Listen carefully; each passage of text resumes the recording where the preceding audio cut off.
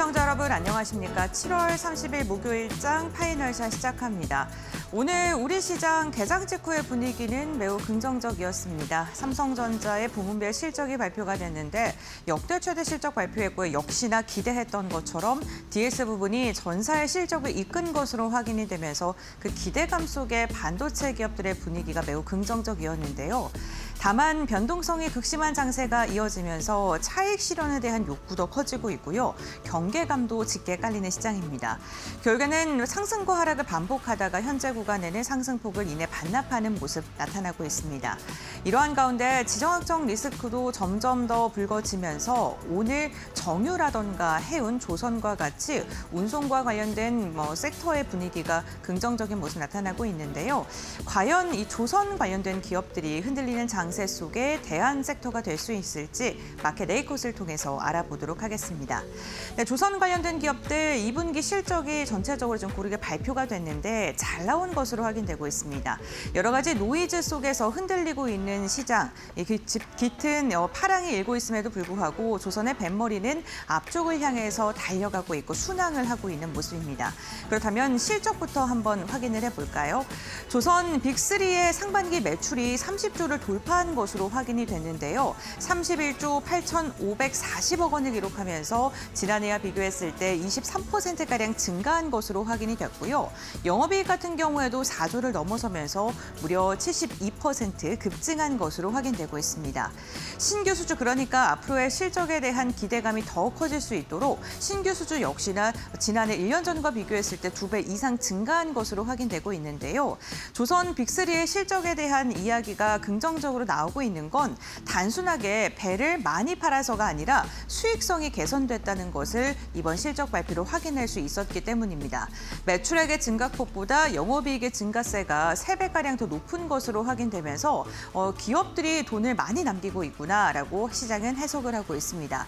여기에다가 상반기 이 3사의 신규 수주권을 보게 된다면 HD 한국 조선해양 같은 경우 LNG 운반선 17척을 필두로 해서 40척의 수주를 성공했고요. 한화 오션 역시나 LNG 운반선 6척과 초대형 원유 운반선 그리고 암모니아 운반선까지도 수주를 하는 데 성공을 했습니다. 삼성중공업은 부유식 액화천연가스 생산 설비 2기 그리고 LNG 운반선 13척의 수주를 성공하면서 LNG 운반선 친환경 운반선 고부가 가치의 배를 중심으로 해서 조선 3사가 여전히 수주를 잘하고 있다는 게 확인이 됐습니다. 증권가에서는 올해 매출은 60조, 영업이익은 10조를 넘어설 것으로 확인하고 있는데 지금 상반기에 잘 나왔는데 하반기는 이것보다 더 잘 나올 것으로 예상하고 있는 상황입니다. 그렇다면 2분기 3사의 실적은 어떻게 나왔을까요? 조금 더 자세히 확인해 보겠습니다. HD 한국 조선해양은 8조 9천 그러니까 9조 가까이의 실적 매출액을 달성하면서 직전 연도보다 20%가량 증가한 실적을 발표했고요. 영업이익은 1조를 넘어서는 데 성공을 했습니다. 영업이익의 증가율이 정말 가파르게 확인이 됐고요. 특히나 3사 가운데 영업이익률이 가장 높은 것으로 나타났습니다. 18%를 넘어선 것으로 확인이 됐고요. 컨센서스를 11%가량 상회한 실적을 발표하면서 주가의 방향성도 오늘 매우 긍정적인 방향성을 보여주고 있습니다. 이렇게 영업이익률이 잘 나올 수 있었던 건 고선가 LNG선의 매출이 확대됐기 때문이고요. 이 3사 가운데 앞으로의 수주가 쌓여있는 것도 LNG가 가장 많이 쌓여있는 기업이 HD 한국 조선해양이기도 합니다. 한화 오션 같은 경우에는 전년 대비 성장폭이 가장 두드러졌던 기업인데요. 영업이익은 무려 98% 늘었고요. 매출액도 65%가량 증가한 것으로 확인됐습니다. 특히나 생산성이 더 좋아졌고요. 건조 물량이 증가되면서 실적이 강하게 상승한 것으로 확인되고 있습니다. 삼성중공업 역시나 2자릿대 상승률을 기록을 하면서 해양 플랜트 부분에서의 수익성 개선이 눈에 띄는 모습이 확인이 됐는데요. 조선 빅3 다 모두 다 매출만 성장한 게 아니라 이익도 좋아지고 수익성도 좋아졌다는 부분을 좀 긍정적으로 바라보시면 좋겠습니다. 특히나 오늘 증권가에서 가장 리포트가 많이 나오고 목표 주가 상향과 관련된 이야기도 나오는 기업이 HD현대그룹입니다. 자회사의 호실적이 이제는 지주사의 가치 재평가로 이어지고 있고요. 자회사들을 조금 더 자세히 보자면 HD현대중공업은 영업이익이 120% 증가하면서 분기 1조 클럽을 들어가는 데 성공을 했고요. 특히나 엔진기계 이익률이 24%가량 증가했다는 점, 친환경 선박의 LNG선이 45%가량 증가했다는 점이 실적에 가장 큰 영향을 미친 것으로 확인되고 있습니다. 상장은 되진 않았지만 자회사로 지금 속해 있는 HD현대사무 같은 경우에도 영업이익이 5천억 원을 넘어서면서 이익률이 22%를 돌파하는 데 성공을 했고요. 이렇게 사상 처음으로 영업이익률이 20%를 돌파한 가운데 고선가 선박 매출이 확대됐다는 게 실적을 견인하는 가장 큰 이유였습니다. 이렇게 자회사들이 곳곳에서 실적을 잘 내주니까 지주회사 역시나 앞으로에 대한 가치가 재평가될 것이다라는 분석들 더해지고 있고요. 2028년에는 11조를 넘어설 것이다라는 전망까지 나오고 있는 가운데 배당 그러니까 돈을 많이 버니까 주주들에게 환원도 잘 할 것으로 지금 예상되고 있고요. 그리고 순자산 가치의 할인율이 축소될 것으로 예상되고 있습니다. 지금 보이시는 그래프는 할인율 추이를 보여드리는 건데 할인율이 줄어들면 줄어들수록 이 기업의 주가가 상승할 가능성이 커진다라고 보시면 될 것 같습니다. 그러니까 지주사 같은 경우에는 본래 가치보다 저평가받는 그러한 현상이 있는데 그런데 재평가를 받아서 본래 가치로 평가를 받을 것이다라고 시장에서는 바라보고 있는 거고요. 이런 할인율 축소가 기대되는 건 역시나 배당 그리고 앞으로의 실적이 주가를 끌어올릴 것이다라고 전망을 하고 있는 듯합니다. 네, 이어서 다음 장 확인해 보도록 하겠습니다.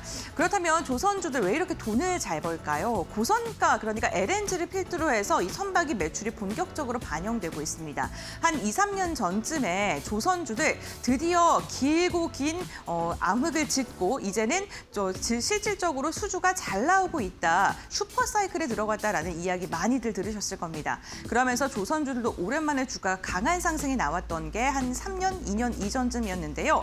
그때 수주했던 고선가가 이제 인도를 시작을 했고요. 인도가 진행이 돼야지 선박은 매출에 본격적으로 잡히게 됩니다. 그래서 실적의 개선세가 올해부터 좀 본격적으로 확인이 되고 있는 거고요. 고선가가 지금 실적에 반영되기 때문에 앞으로에 대한 기대감도 더 커지고 있습니다. 여기에다가 LNG선이 일반 선박보다 수익성이 훨씬 더 높은데요.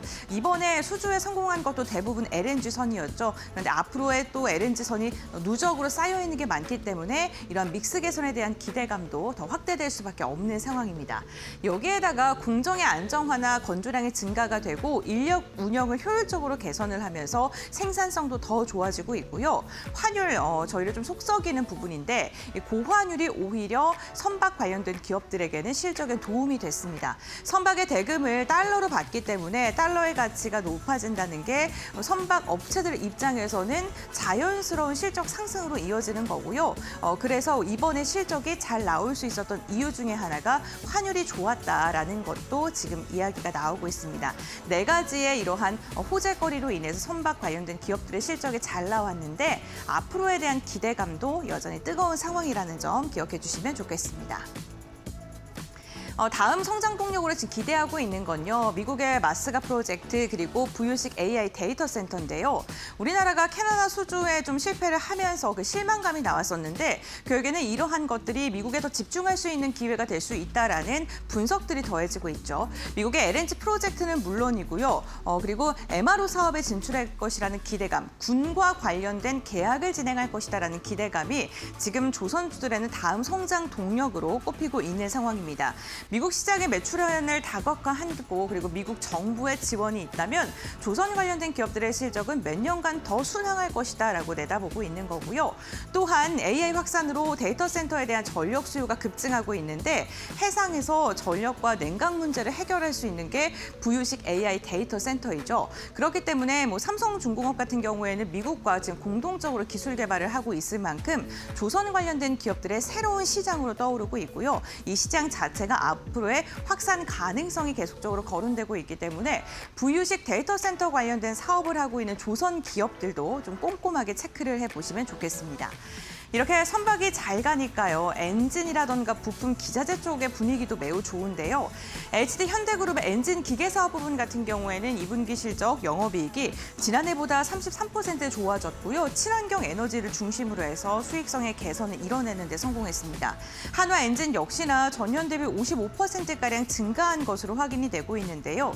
엔진 부분은 저희가 조선 기업들에게서 좀 악재로 거론이 되고 있는 게 중국과의 경쟁인데 이 엔진은 중국을 이길 정도로 독보적인 기술력을 갖고 있다는 게 가장 큰 강점이기도 합니다. 먼저 수익성이 좋아지는 이유를 4가지로 정리를 했습니다. 친환경 이중 연료에 엔진이 점점 더 고도화가 되고 있다는 것, 그리고 엔진 선박이 점점 더 커지고 사양이 더 좋아질수록 엔진도 더 좋아져야 합니다. 그렇기 때문에 평균의 판매 가격이 상승하고 있고요. 고선가의 수주 잔고가 매출로 전환되는 게 엔진도 마찬가지로 적용이 된다는 거고요. 4번째로는 엔진 같은 경우에는 한번 판매를 한다고 끝나는 게 아니라 유지와 보수까지 진행을 해야 되기 때문에 판매가 됐더라도 지속적으로 실적으로 이어질 수 있는 만큼 수주 소식이 보다 더 크게 작용할 수 있다라는 점도 함께 기억을 해주시면 좋겠습니다. 이렇게 엔진 관련된 기대감까지 더해지면서 조선 관련된 기업들의 분위기가 매우 긍정적인 방향성을 보여주고 있는 상황입니다. 그렇다면 증권가는 어떻게 바라보고 있을까요? 조선 관련된 기업들에 대해서 뷰가 매우 좋습니다. LS증권은 한국조선해양 탑픽으로 선정하면서 LNG나 방산 쪽에 좀 기대를 해볼 만하다라고 이야기를 했고, 미래에셋증권 같은 경우에도 HD현대 지주사를 좀 눈여겨보면 좋겠다라고 이야기를 했습니다. 그러니까 지금 실적을 잘 내는 것도 중요하지만 앞으로 장기적인 성장성에 주목을 해야 된다라고 증권가에서는 공통적인 의견을 내놓고 있는 상황인데요. 수주가 지금 꽉꽉 차여 있는 만큼 앞으로의 기대감이 실질적인 숫자로 증명할 수 있기를 기대해 보도록 하겠습니다. 이렇게 마켓 A컷 브리핑 마무리하도록 하고요. 그렇다면 이 시간 우리 시장의 움직임 함께 확인해 보도록 하겠습니다. 박세람 아나운서가 전해드립니다. 오후장 들어서 코스피와 코스닥의 힘이 약해지고 있습니다. 코스피는 한 달 동안 40%나 떨어졌는데요. 중동 리스크와 반도체 고점론, 레버리지 ETF까지 다양한 악재를 소화했습니다. 증권가에서는 과도하게 주가가 조정을 받고 있다라고 하면서 5천대 초중반에서 기술적 반등이 나올 것이다라는 분석도 제기하고 있는데요. 그렇다면 현재 시장 어떻게 흘러가고 있는지 확인해 보도록 하시죠. 먼저 코스피 지수의 흐름부터 살펴보겠습니다. 코스피가 오전 10시 전까지는 갈팡질팡하면서 상승과 하락을 반복을 했습니다. 하지만 오전 10시에 삼성전자가 컨퍼런스 콜을 시행하면서 분위기가 사뭇 달라졌는데요. 일단 실적도 잘 나왔는데 메모리 공급 부족이 지속될 수 있다는 전망이 나오면서 삼성전자가 장중에 7%가 넘어가는 강세 흐름을 보여주기도 했습니다. 이에 잠깐이지만 코스피의 상승을 주도하면서 5,900선까지 회복을 하기도 했는데요. 하지만 오후 12시를 기점으로 하락으로 전환을 하면서 현재까지 계속해서 낙폭을 키워나가고 있습니다. 1.95% 하락세 보이면서 5,553.02포인트에서 움직이고 있고요. 오늘 시가총액 상위 종목들 대부분이 혼조세 보이고 있습니다. 방산주와 정유주가 시장에서 살아남고 있다는 부분 체크하셔야겠습니다. 그렇다면 코스닥 지수의 흐름도 확인해 보도록 하겠습니다. 오늘 코스닥도 오전장에서는 갈팡질팡하는 모습을 보였습니다. 1% 하락세로 출발을 했는데 그래도 오늘 2차 전지단에서 에코프로와 에코프로 BM이 견조한 흐름을 보여주면서 코스닥의 힘을 보태고 있습니다. 하지만 어제 상승을 했던 피지컬 AI 종목들이 오늘은 조정이 나오고 있고요. 제약바이오 안에서는 선별적으로 움직이고 있습니다. 아쉬운 점이 있다면 반도체 장비주들이 오전장에서 낙폭을 보이기는 했지만 오후장 들어서는 급락세를 보이면서 코스닥의 하방 압력을 가하고 있습니다. 2.84% 떨어진 채 643.87포인트에서 움직이고 있습니다. 그렇다면 수급 상황 확인해 보도록 하겠습니다. 먼저 코스피 매매 동향 확인해 보시죠. 외국인이 5거래일 만에 순매수로 전환이 됐다라는 점은 긍정적입니다. 4거래일 내내 조 단위로 물량들을 팔아치웠는데 오늘 매수폭이 그렇게 크지는 않지만 그래도 7천억 원 가까이 물량들을 사들이고 있고요.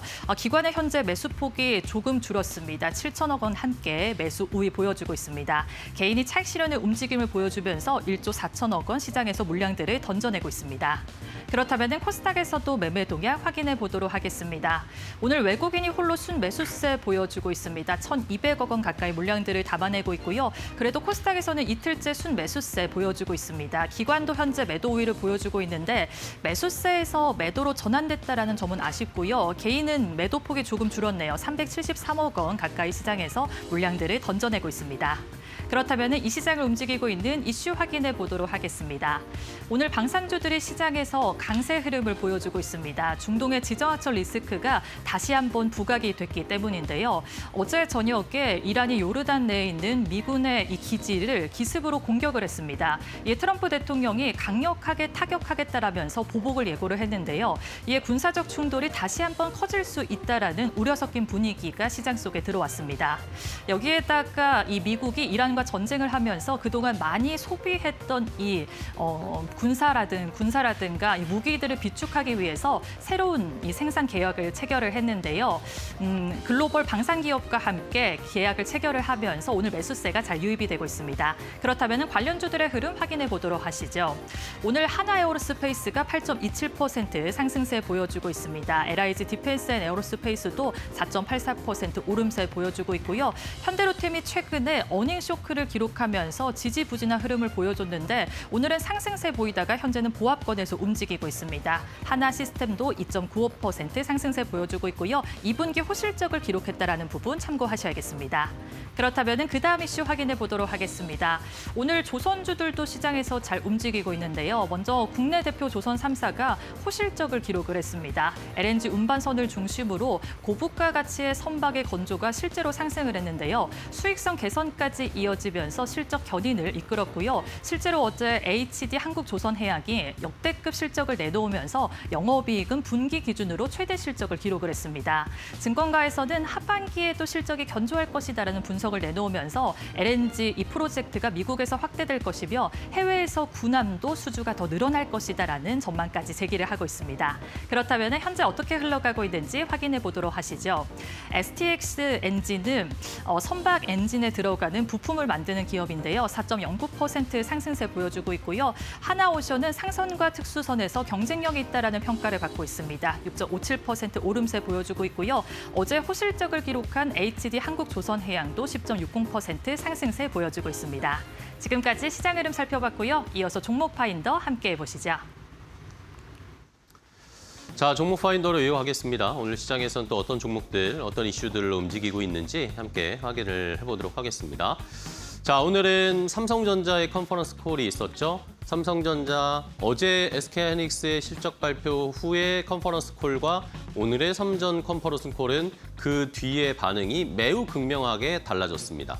자, 일단은 뭐 시장에서는 이런 말도 나와요. 역시 뭐 믿을 게 삼성전자밖에 없다. 삼성전자는 역시 커뮤니케이션을 좀 할 줄 아는구나. 시장에 어느 정도의 방어선을 해주는구나 라는 역할을 오늘 느낄 수가 있었습니다.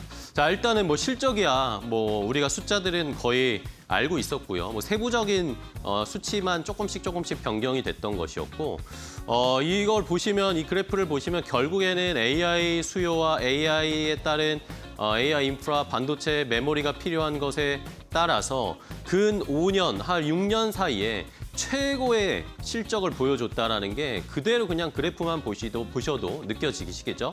R&D 투자도 늘리고 있고 보통주의 주당 순이익도 주가가 많이 올라온 만큼 주주들에게 이런 것들이 환호가 되는 모습이었습니다. 자, 중요한 것은 컨퍼런스 콜에서 나온 이야기들이었습니다. 어제 SK하이닉스의 컨퍼런스 콜은 한마디로 답답 그 자체였는데 오늘은 삼성전자는 명확하게 내용들을 다 짚어줬습니다. LTA 공급 계약, 글로벌 5대 데이터 센터 공급 이 고객과 다 장기 계약을 완료했다. 메모리 공급의 지금 70% 가까이 전부 다 장기 계약으로 전환이 됐다. 이런 이야기들, 가격 상한 구조도 공개하고요. 구체적인 내용들을 알려줬습니다. 주주 환원책에 대해서도 어제 SK하이닉스는 뭔가 뜨뜻미지근했죠. 잠시 뭐 차후에 공개하겠다 이렇게 얘기했는데 3개년 주주 환원 정책 계속해서 강력하게 시행할 것이고 특별 배당도 지금 준비하고 있다라고 얘기를 했습니다. 자사주 매입은 한꺼번에 확 하는 게 아니라 차근차근 계속해서 자사주 매입을 할 계획을 갖고 있다는 얘기도 했고요. ADR도 살짝 궁금했잖아요. ADR 삼성전자 한다는 이야기도 한때 루머로 돌았었잖아요. 이것에 대해서 삼성전자가 직접 얘기를 해줬는데 상장은 안 할 겁니다 라고 얘기를 했습니다. 왜냐? 우리가 현금이 너무 많아요. 굳이 할 필요가 없다 라고 할 정도로 시장에서는 뭐 주주들에게는 긍정적인 속이 좀 편안해지는 그런 이야기를 해줬고 중장기적인 주주 가치를 검토를 했을 때 지금 당장은 계획은 안 하지만 또 검토해볼 수도 있다라는 식의 이야기를 던지면서 주주들에게는 또 ADR의 상장에 대한 일말의 기대감도 함께 던져주는 모습이었습니다. 뭐 이 외에도 컨퍼런스 콜에서 여러 가지 이야기가 나왔는데 그리고 나서 이제 주가가 어떻게 움직였는지 좀 보겠습니다. 자, 삼성전자가 일단은 삼성전자만 빨간불을 켜고 있는 것도 너무 아쉽습니다. 근데 장중에 굉장히 삼성전자가 급등하고 7%, 8% 가까이 급등을 하다가 지금은 또 아무래도 차익 실현하려는 욕구들이 여기저기서 또 나오다 보니까 또 쭉 내려왔습니다. SK하이닉스는 반면에 5% 가까이 하락세, 한미반도체는 약보합, 지금 코스닥에서 소부장이 다 떨어지고 있는데요. 원익 IPS, 주성 엔지니어링 다 급락이 나오고 있습니다. 또 이상한 것은 삼성전기는 좋은 호실적을 발표했는데 장 초반에는 상승하다가 실적 발표가 잘 나오니까 오히려 차익 실현 매물이 쏟아지면서 13% 급락 중입니다. 자, 다음 또 살펴볼 이슈는요. 자, 레버리지 대책입니다. 지금 레버리지 때문에 시장이 망가졌다. 뭐 여러 이유 중에 하나로 이야기가 나오고 있는데 이러니까 지금 정부에서도 단일 종목 레버리지 ETF에 대한 추가 대책을 또 내놓고 있습니다. 총 투자액의 20% 이내로만 거래할 수 있게 할 것이다라는 것도 추가 대책으로 지금 준비를 하고 있다고 하고요. 그리고 과다 호가 부담금을 도입을 해가지고 거래를 할 때 비용이 조금 더 들어갈 수밖에 없게 이런 약간의 진입 장벽들을 좀 만들려는 것 같습니다. 하지만 시장에선 아직까지도 뭔가 확실한 대책은 아니다라는 반응을 보이고 있고요. 금융투자업계에서도 이 리밸런싱을 좀 지금은 장 마감 쪽에 다 몰아놨는데 이걸 좀 분산시키면서 장 막판의 변동성이 극심해지는 것들을 좀 줄이려고 하고 있습니다. 금융위원장 금감원장이 지금 국회에 출석해서 지금 이야기를 하고 있는데 일단은 뭐 사과성 말을 멘트를 날리긴 했는데 시장에서는 비난이 엄청나게 쏟아지고 있는 상황입니다.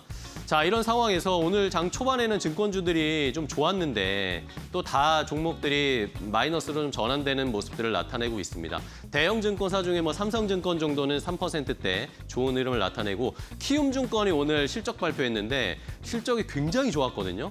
근데도 장 초반에만 반짝하다가 윗골이 달면서 지금 또 하락 전환했고 한국금융지주 미래에셋증권은 상승 하락 반복을 하다가 지금은 파란불 켜 있는 상황입니다. 자, 마지막으로 또 살펴볼 이슈는 사실 오늘 또 중요했던 이슈 여러 가지가 있었지만 미국에서 FOMC 회의 결과가 있었잖아요. 금리 결정을 했습니다. 금리는 일단은 계속해서 5번 연속으로 동결을 했습니다. 기준금리 미국은 이러면서 3.5에서 3.75. 대신 미국이 플랫하게 가니까 우리는 금리를 올렸잖아요. 미국과의 금리 격차가 점점 줄어들고는 있습니다. 우리가 이러면서 환율이 좀 안정되는 모습을 나타내고 지금 환율이 지난달 대비해서 100원 정도 떨어졌죠. 자, 케빈 워시가 어떤 얘기를 할지 많이 궁금했습니다. 일단은 물가 안정 우선한다. 뭐 연준 의장이면 당연히 해야 될 이야기. 목표는 여전히 2%로 유지를 하겠다라고 하면서 시장에서는 약간 뭐 매파적이지 않나라는 의견들도 있었는데 미국은 이게 반응하면서 좀 좋지는 않았습니다, 시장이. 그리고 AI 투자에 이 케빈 워시가 진심이잖아요. AI 투자 붐, 이게 성장 동력으로 작용을 하면서 엄청난 투자가 진행되고 있다. 근데 이게 물가엔 어떤 변수를 줄까에 대해서는 아직까지 명확하게 입장을 케빈 워시가 나타내지는 않고 있고요. 자, 트럼프 대통령은 금리를 동결하고 나니까 어떻게 얘기했느냐. 케빈 워시는 금리를 낮추고 싶어 했는데 지금 연준 내에 다른 정치적인 이사들이 금리 인상을 요구를 하면서 동결할 수밖에 없었던 것 같다라는 식의 이야기를 합니다. 트럼프는 지금 계속 금리 낮춰야 된다라고 압박을 하고 있는데 케빈 워시는 어떻게 결정을 할지가 이제 다음 9월에 궁금합니다. 지금 9월에 금리 인상할 가능성이 높다라는 이야기 나오는데 JP모건은 또 재밌는 얘기를 했습니다. 오늘 JP모건은 연준이 12월 정도에 연말에나 가서야 금리를 인상할 거다. 더 추이를 지켜보는 과정이 있을 것이다라는 의견. 지금 금리를 인상해야 된다는 의견도 나오고 트럼프는 금리를 낮춰야 된다는 의견도 나오고 오늘은 동결을 했고 9월에 올릴지 12월에 올릴지 여전히 안개 속인 상황이다라는 것은 살펴보셔야 되겠습니다. 자, 이러면서 오늘 이 금리 인상 관련 수혜주들이 역시 주가가 좋습니다. 금융지주, 대표적인 KB금융, 신한지주 다 좋은 하나금융지주도 잘 가고 있고요. 중소은행들은 사실 아직 반응은 없습니다. BNK 금융지주는 약보합권, 손해보험, 현대해상 보험주들도 역시 금리 인상의 수혜주죠. 이런 종목들은 오늘 좋은 흐름을 이어가고 있습니다. 자, 그럼 이제 종목 파인더 전문가와 함께 조금 더 자세히 오늘 시장의 특징주와 또 포착해 볼 만한 종목 알아보도록 하겠습니다. 오늘은 이데일리 TV 박근호 전문위원과 함께 하겠습니다. 위원님 안녕하세요. 안녕하십니까. 네, 반갑습니다. 자, 위원님과 오늘 또 어떤 종목을 살펴봐야 할지 장 초반보다 지금 탄력이 약간 줄어서 아쉬운데 일단 첫 번째 선택해 주신 특징주부터 공개하겠습니다. 자, LG생활건강입니다.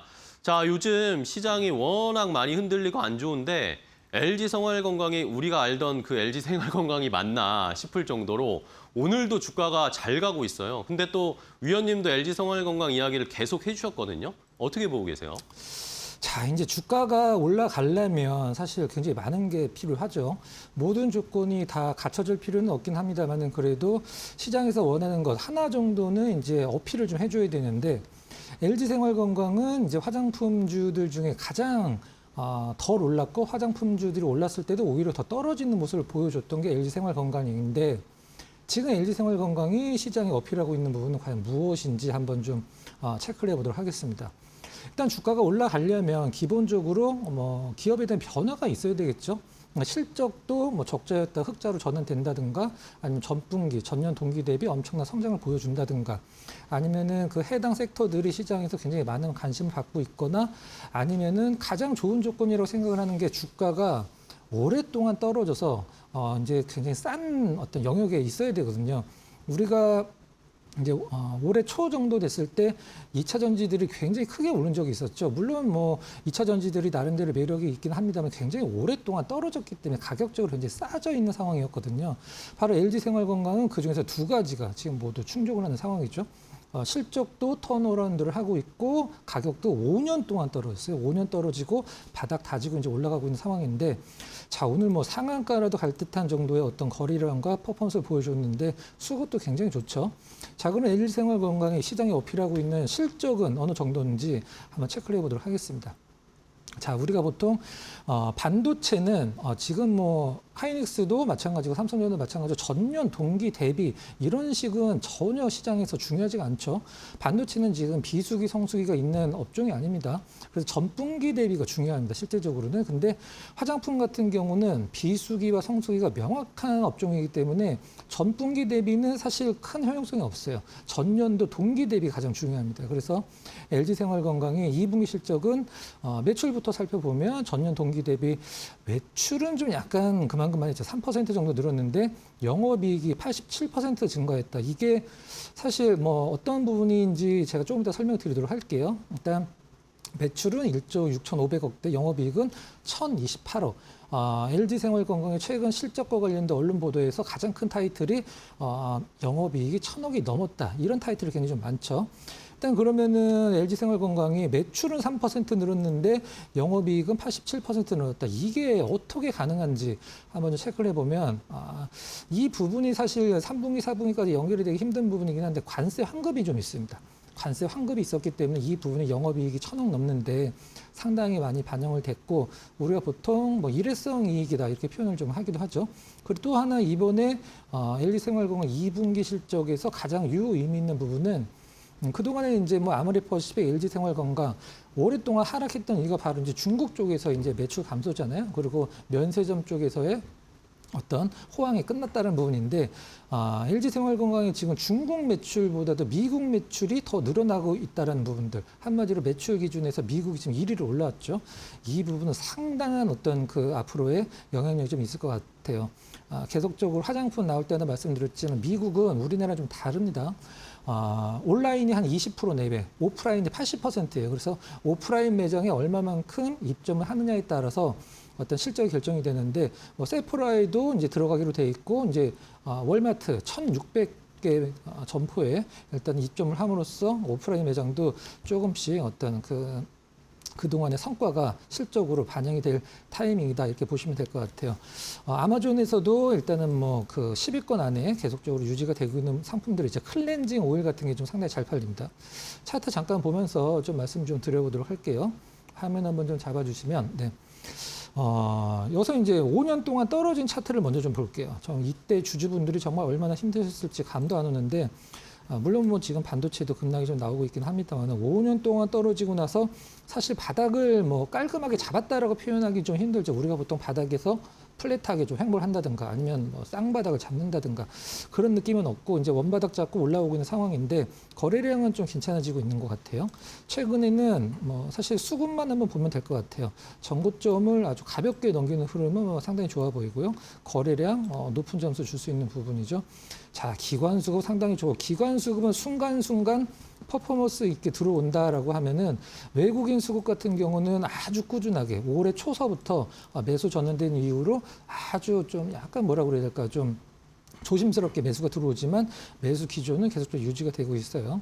자, 정리를 하면 이제 여기서 이제 화장품주들을 하나만 이제 체크를 하면 될 것 같아요. 시장이 안 좋을 때 어떤 좀 빈자리를 좀 메우는 듯한 그런 느낌이냐 아니면은 본격적인 어떤 실적 시장에 계속적으로 증명을 하고 있으니까 다시 한번 이제 화장품주들의 어떤 시장에 오느냐 두 가지 중에 하나만 선택을 하면 될 것 같은데 아직까지는 조금 시장이 좋았을 때 화장품주들이 같이 올라가는 걸 한번 확인해야 될 것 같아요. 지금은 시장이 안 좋았을 때 좀 대안으로 올라가는 느낌이 있거든요. 물론 뭐 너무 좋긴 하지만 그래도 그 부분은 조금 지속적으로 체크가 필요하다.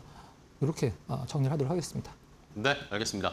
자, LG생활건강 요즘 주가가 매우 좋은 상황인데 마지막에 코멘트 해주신 것처럼 실제로 이제 지금 반도체나 이런 업종이 안 좋은 상황인데 이게 개선됐을 때도 같이 올라갈 수 있을지 이게 중요한 포인트가 될 것 같습니다. LG생활건강 포함해서 화장품주들 한번 정리를 해봤고요. 자, 다음 두 번째 또 특징주는 어떤 걸 골라주셨을지 확인해 보겠습니다. 공개합니다. 자, 두 번째는 주성 엔지니어링인데 자, 오늘 코스닥 쪽에 소부장 종목들이 낙폭이 매우 크게 나오고 있습니다. 주성 엔지니어링은 지금 초반보다도 낙폭이 더 커지고 있는데 이거 어떤 상황으로 해석을 해야 될까요? 네, 주성 엔지니어링을 오늘 두 번째 종목으로 컨택을 한 이유는 코스닥에서 일단 시가총액 5위고 그 코스닥 10위 안에서 반도체 소부장 중에 탑이기 때문에 주성을 좀 준비를 했는데요. 올해 이제 상반기에 베스트 리포트, 이제 증권사에서 리포트가 나왔을 때 베스트 리포트를 꼽힌 게 무엇이냐면 한국투자증권에서 나온 이 주성 엔지니어링 리포트가 상반기 베스트 리포트로 선정이 됐어요. 얼마 전에. 그 리포트 제목이 꿈이 현실로였었거든요. 자, 그 리포트가 나온 이후로 이제 단기 급등해서 목표가는 찍었습니다. 그 리포트에서 제시를 한 며칠 만에 찍고 내려가고 있는 상황인데 주성 엔지니어링 앞서도 말씀드렸듯이 반복한다라고 하면 코스닥에서 시가총액이 가장 높은 소부장이기 때문에 주성 엔지니어링이 어떤 뭐 분위기를 잡아주는 게 뭐 중요하겠죠, 실질적으로. 자, 주성 엔지니어링 1분기 적자였죠. 작년 4분기도 적자였어요. 올해 이제 2분기에 일단 흑자 턴을 일단은 뭐 할 것으로 시장은 보고 있는데 컨센서스가 2분기 기준으로 영업이익이 61억이었었는데 14억이 나왔죠. 그래서 이제 전년 동기 대비 78%가 감소를 했는데 이건 뭐 시장에서 다 적용이 돼 있는 거니까 크게 중요하지 않고 중요한 것은 이제 우리 한투에서 올해 베스트 리포트 상반기 제목처럼 꿈이 과연 현실로 바뀔 것인가.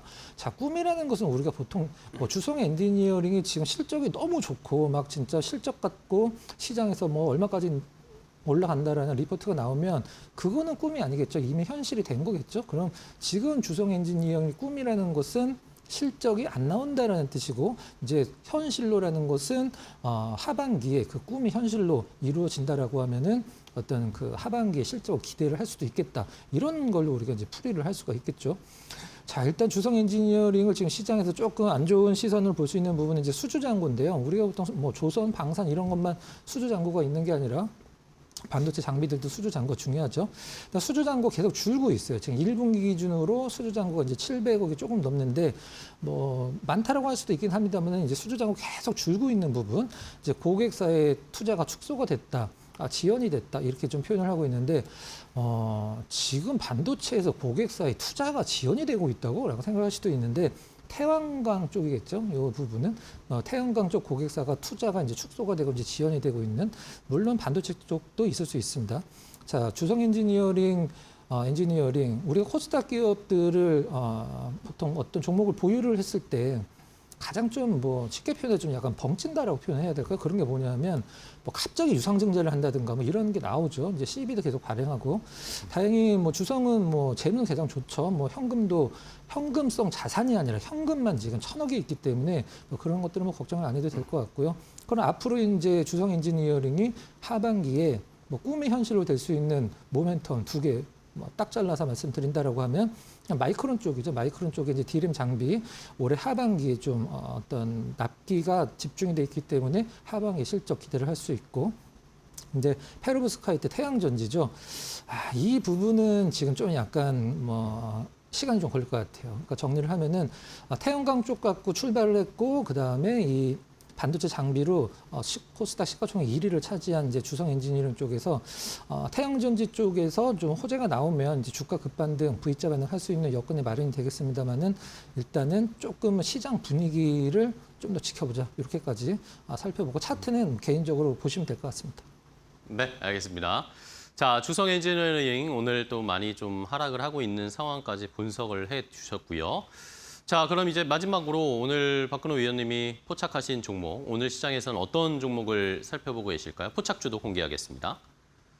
자, 오늘의 포착주는 미스터홀딩스를 주셨는데 시청자분들이 뭐 약간 생소하실 수도 있을 것 같아요. 미스터홀딩스는 어떤 이유에서 선택을 해주셨을까요? 네, 미스터홀딩스 뭐 이름을 바꿔서 하면 그 종목이라고 이제 생각을 하실 거예요. 휠라죠, 휠라코리아. 네. 자, 일단 뭐 굉장히 쌉니다. 이게 뭐 이 정도 쌀 수가 있나라는 생각이 들 정도로 너무 싼 저평가 구간이기 때문에 준비를 했고요.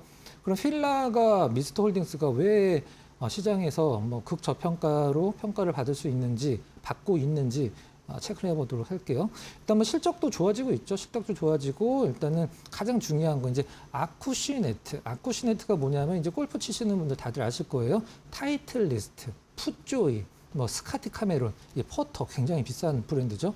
이걸 50% 아쿠시네트 지분 50%를 갖고 있는 게 바로 미스터홀딩스죠. 그럼 지분 50%의 지분 가치는 얼마냐? 아쿠시네트의 시장에서의 평가는 실질적으로 한 8조 원 정도 예상을 하고 있는데 그중에서 지분 가치 50%면 뭐 4조 원이죠. 지금 미스터홀딩스 지분 가치가 2조 4천억입니다. 굉장히 싸고 일단 영업 이익 같은 경우는 2분기에 뭐 2,200억이 좀 넘게 나왔죠. 전년 동기 대비 250% 성장. 자, 시장에서 아직 관심이 없어서 그렇지 좀 관심 갖게 시작하면은 가격적으로 상당히 뭐 좋은 가격이죠. 차트 잠깐 보고 일단 판단을 좀 해보도록 하겠습니다. 자, 이게 좀 길게 한 2018년도서부터 거의 한 8년 동안의 차트인데 뭐 주가는 오른 게 없기 때문에 상당히 밸류 부담은 뭐 제로라 보시면 될 것 같고 아쉬운 거는 지금 거래량이죠. 거래량이 한 44,000원 구간에서 뭐 10만 주 정도밖에 안 쳐졌는데 거래량이 많아지면 뭐 위로 올라가 있겠죠, 분명. 거래량이 적다라는 거 자체가 일단은 지금 바닥권이라는 뜻이고 수급은 외국인들은 지금 이제 6월 달에 단기 급매도를 한 이후에 좀 약간 옆으로 흐르는 듯한 느낌. 뭐 기관 수급 같은 경우는 일단 6월 달에 급매수 들어와서 지분 늘린 다음에 옆으로 좀 플랫하게 가는 듯한 느낌이죠. 그럼 여기서 가격 전략을 한번 보도록 하겠습니다. 매수가는 지금 뭐 나쁘진 않죠. 이제 현재가 기준 삼으면 될 것 같고요. 목표가는 좀 높게 잡았습니다. 지금 6만 원 정도를 잡았어요. 지금 차트에서 안 보일 정도로 좀 높은데 4만 5천 원에서 15,000원 정도 위쪽으로 30% 훨씬 넘는 구간이죠. 그리고 손절 가격은 전 저점에서 살짝 위쪽인 4만 3천 원 정도 제시를 해드리도록 하겠습니다. 네, 알겠습니다. 자, 오늘 포착해 주신 종목은 과거의 필라였죠. 이 미스터홀딩스를 선정을 해주셨습니다. 많이 또 조정을 받았고 소외되어 있었지만 이제는 실적 개선세라든지 또 주가의 탄력을 기대해 볼 수 있을 미스터홀딩스를 선택을 해주셨으니까 오늘 시장에서 저희도 한번 잘 살펴봐야 되겠네요. 자, 오늘 이 종목 파인더 박근호 위원과 함께했습니다. 위원님 또 좋은 종목 소개해 주셔서 감사하고요. 다음 시간에 뵙도록 하겠습니다. 고맙습니다.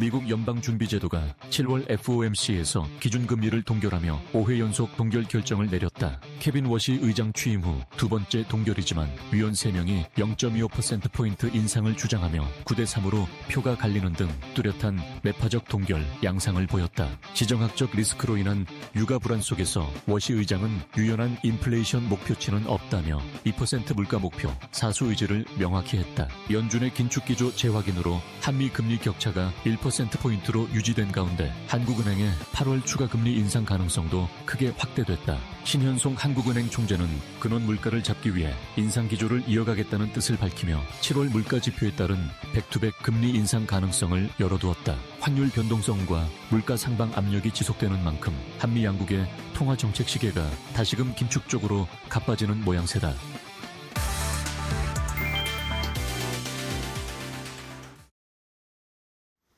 자, 섹터 대 섹터로 이어가겠습니다. 오늘 시장에서는 삼성전자, SK하이닉스 어제 오늘 컨퍼런스 콜 이후에 치열한 공방이 펼쳐지고 있습니다. 어제까지의 급락을 만회하기 위한 움직임이 장 초반에 잠깐 있었지만 다시 또 올라오니까 어느 정도 정리해야겠다라는 심리도 발동이 되면서 주가는 다시 보합이나 하락으로 전환이 된 상황이고요. 이 외에 다른 업종으로 조금씩 이제 온기가 퍼지고는 있는데 이것들을 한번 섹터를 통해서 분석해보고 성격도 알아봐야 되겠습니다. 자, 오늘 섹터 대 섹터는 보넥스트 투자자문의 나현진 대표와 함께 하겠습니다. 대표님 안녕하세요. 네, 안녕하십니까. 반갑습니다. 자, 나현진 대표님과 오늘 첫 번째 섹터 대 섹터 확인을 해볼게요. 어떤 섹터가 오늘 강하고 어떤 섹터는 오늘도 뭐 약한 모습을 면치 못하고 있는지 첫 번째 섹터 대 섹터 공개합니다. 자, 일단은 상승하는 섹터 중에 오늘 방산주가 눈에 띕니다. 방산주가 오랜만에 다시 상승세를 보여주고 있고 반면에 로봇 섹터는 오늘도 조금 힘듭니다. 최근에 그래도 미국 쪽에서 중국의 제재 이야기가 나오면서 조금 반등이 나왔다가 오늘은 쉬고 있는데요. 자, 일단 상승 섹터부터 좀 보겠습니다. 자, 대표님, 방산주들이 오늘 뭐 이란 쪽에서의 지정학적 리스크도 있고 오랜만에 또 방산주들이 올라오고 있거든요. 어떻게 해석을 좀 해야 될까요? 네, 방산주 같은 경우에 지난주부터 시작된 이제 MOU 해체 그리고 이란의 미군 기지에 대해서 공격을 하면서 이 부분이 계속해서 확산세가 이제 뚜렷하게 나타날 것으로 진행되고 있습니다. 거기에 더해서 이번 주에 발생한 사건으로 본다면 우크라이나가 이란에 대해서 이제 카스피 해에서 또 공격을 가했다는 점. 이 부분은 우크라이나하고 이란은 전혀 관련이 없었는데 그러게요. 이 부분이 또 러시아와 우크라이나 그리고 이스라엘과 이란 이렇게 해서 좀 더 범위를 넓혀가는 게 아닐까라는 우려가 현재까지 진행된 상황입니다. 거기에 더해서 미국도 지금 트럼프 대통령이 발언하기로 지난번 요르단에 대한 미군 기지 공습 이후에 다시 한번 강력한 공습을 재개하겠다라고 하면서 현재 예상되고 있는 이제 공습 거점 중에 가장 중요한 곳이 이제 카르그 섬이라는 이란의 유전 관련해서 수출을 하는 주요 수출 기지가 있는데 네네. 이쪽에 대해서 만약 공격이 들어간다면 이 부분은 이제 전면전까지도 가능한 상황이어서 과연 어느 쪽을 공습을 할 것인가 이런 부분에 대해서 좀 고민을 해볼 필요가 있는 시점이 됐습니다. 그래서 최근 들어서 방산주가 좀 그러니까 가격이 좀 하락을 했던 상황인데 다시 한번 오늘부터 이제 좀 그런 우려가 퍼져 있는 상황이고요. 거기에 더해서 주말 동안에 특히 이제 공습 관련해서 그 빅뉴스들이 많이 나오기 때문에 주말을 앞둔 경계감도 좀 작용한다고 보고 있습니다. 네, 알겠습니다. 자, 이렇게 지정학적 리스크가 또 불거지고 있고 이게 확전의 양상 아니면은 러시아 우크라이나 전쟁과 또 엮여지는 이런 불확실성 등이 좀 높아지고 있네요. 주말 사이에 이제 또 주말이 다가오는데 또 어떤 일이 벌어질지 예측하기가 힘든 상황입니다. 일단은 오늘은 그러면서 방산주들이 오랜만에 다시 올라오고 있고요. 자, 이번에는 하락하는 섹터도 볼까요? 로봇 섹터를 봐야 되는데 로봇주들은 뭐 사실 이번 주에는 시장이 너무 안 좋았지만 로봇주에게는 호재 같은 소식들이 좀 있었잖아요. 미국에서 중국의 로봇을 좀 제재할 거다. 그러면서 상승 탄력이 어느 정도 나왔다가 오늘은 쉬는데 로봇 섹터는 이런 모멘텀을 조금 우리가 믿고 계속 중장기적으로 투자를 좀 해봐도 괜찮을까요? 어떻게 보세요? 네, 그동안의 로봇주의 약점이라고 한다면 실적에 대한 증명이 되지 않다 보니까 여기에서의 계속해서 주가의 발목을 잡는 현상이 반복됐었습니다. 그렇지만 미국에서 다시 한번 중국 로봇에 대해서 제재를 가하기 시작하면서 이 틈새를 파고들 수 있는 강점이 있는 반사이익을 받을 수 있는 업종, 국가로 본다면 한국의 로봇 섹터가 가장 유력한 후보가 될 네네. 것으로 보입니다. 이 부분은 똑같은 논리로 태양광에 대해서도 지난번 이제 미국의 제재가 가해지기 시작하면서 우리나라의 OCI 홀딩스를 포함해서 태양광 패널을 만들고 있는 국내 기업들의 반사 이익이 눈에 띄게 좋아졌던 부분 증명이 됐었거든요.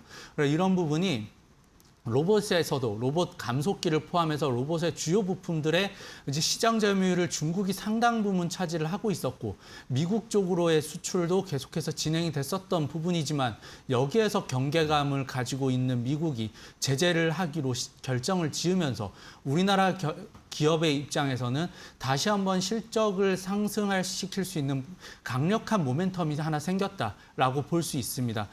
비록 그 뉴스가 나온 이후에 상승했지만 다시 한번 시장 상황과 더불어서 아직까지의 그 추가적인 뉴스가 나오지 않다 보니까 또 로봇 섹터 자체가 좀 조정을 받고 있는데 이 부분은 이제 미국이 제재를 어느 정도 규모로 어디까지 확대할 것인가를 체크해 본다면 우리나라 기업의 분명한 반사이익 그리고 실적에 대한 턴어라운드가 기대를 해볼 수가 있는 뉴스가 될 것 같습니다.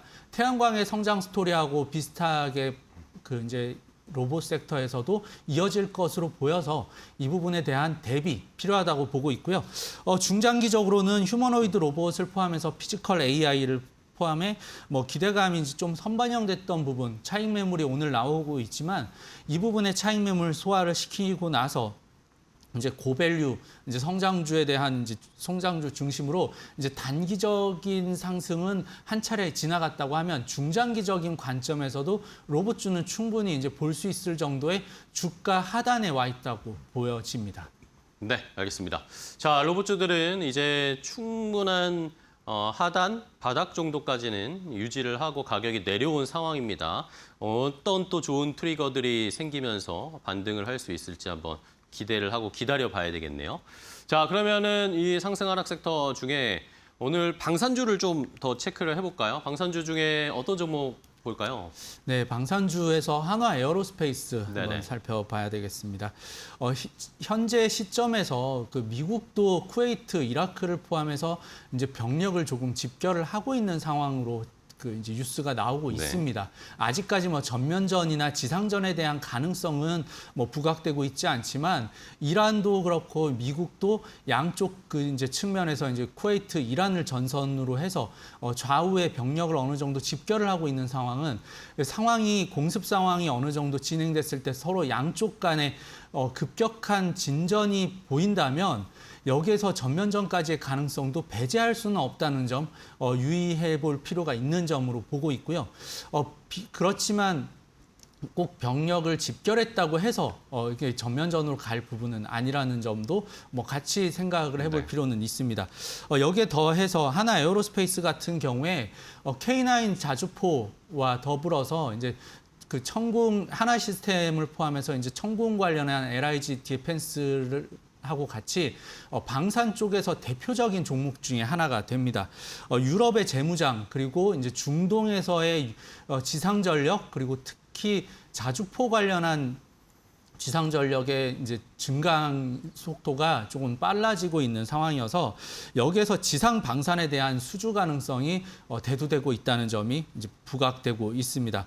방산 수출의 성장과 더불어서 현재 K9 자주포에 대해서 생산 능력도 증가를 시켜가고 있기 때문에 여기에서 확대를 기반으로 해서 실적으로 성장세가 이어질 수 있다라고 볼 수 있겠습니다. 하나 에어로스페이스가 현 시점에서 좀 주가가 최근 들어서 4개월 가까이 하락을 했는데 지금 상황에서 이란과 미국의 확전 가능성이 또 대두되고 있는 상황에서는 어느 정도 주가상으로도 턴어라운드가 될 수 있는 시점으로 이렇게 판단해 보겠습니다. 알겠습니다. 자, 과연 이제 뭐 전쟁의 상황을 저희가 반도체에만 너무 집중해 있는 상황이었는데 이란 쪽에서 또 뭐 심상치 않은 일들이 계속 일어나니까 이런 뉴스들도 시청자분들이 놓쳐서는 안 되실 것 같습니다. 주말 사이에도 계속 한번 살펴보겠고요. 자, 다음 두 번째 섹터 대 섹터 바로 이어갈까요? 어떤 섹터가 또 상승하고 어떤 섹터는 약한 모습을 보이는지.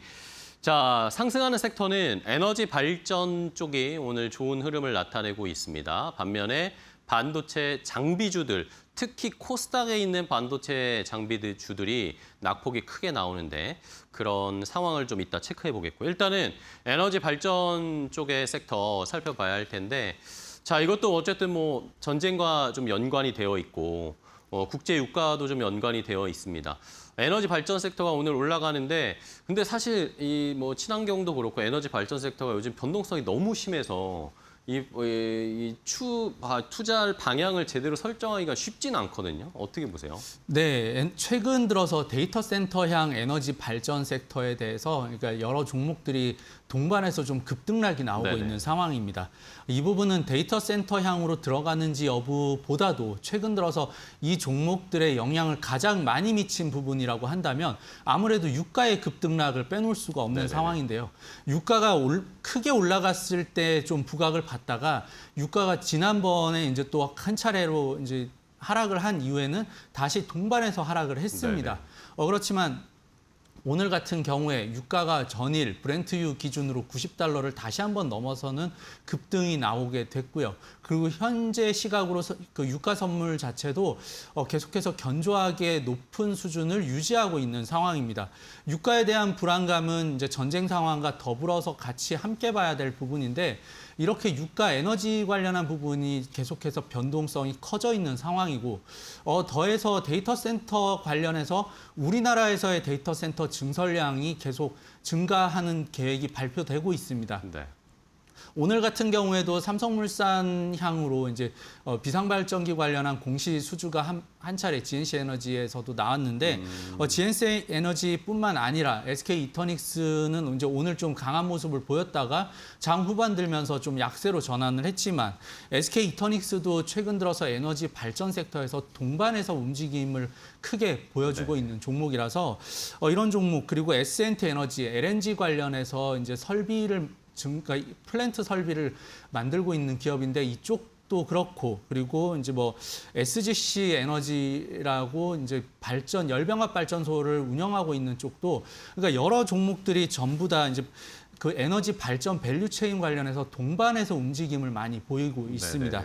그래서 현재 시점에서 이제 원유 가격의 이제 상승 이후에 신재생 에너지나 대체 에너지 쪽으로의 그 이제 포커스가 좀 맞춰지는 부분과 더불어서 데이터 센터 향으로의 증설 속도까지 감안을 해본다면 에너지 발전 섹터에 대해서는 향후 중요성이 좀 더 재부각될 수 있다고 이제 판단해 보겠습니다. 네, 알겠습니다.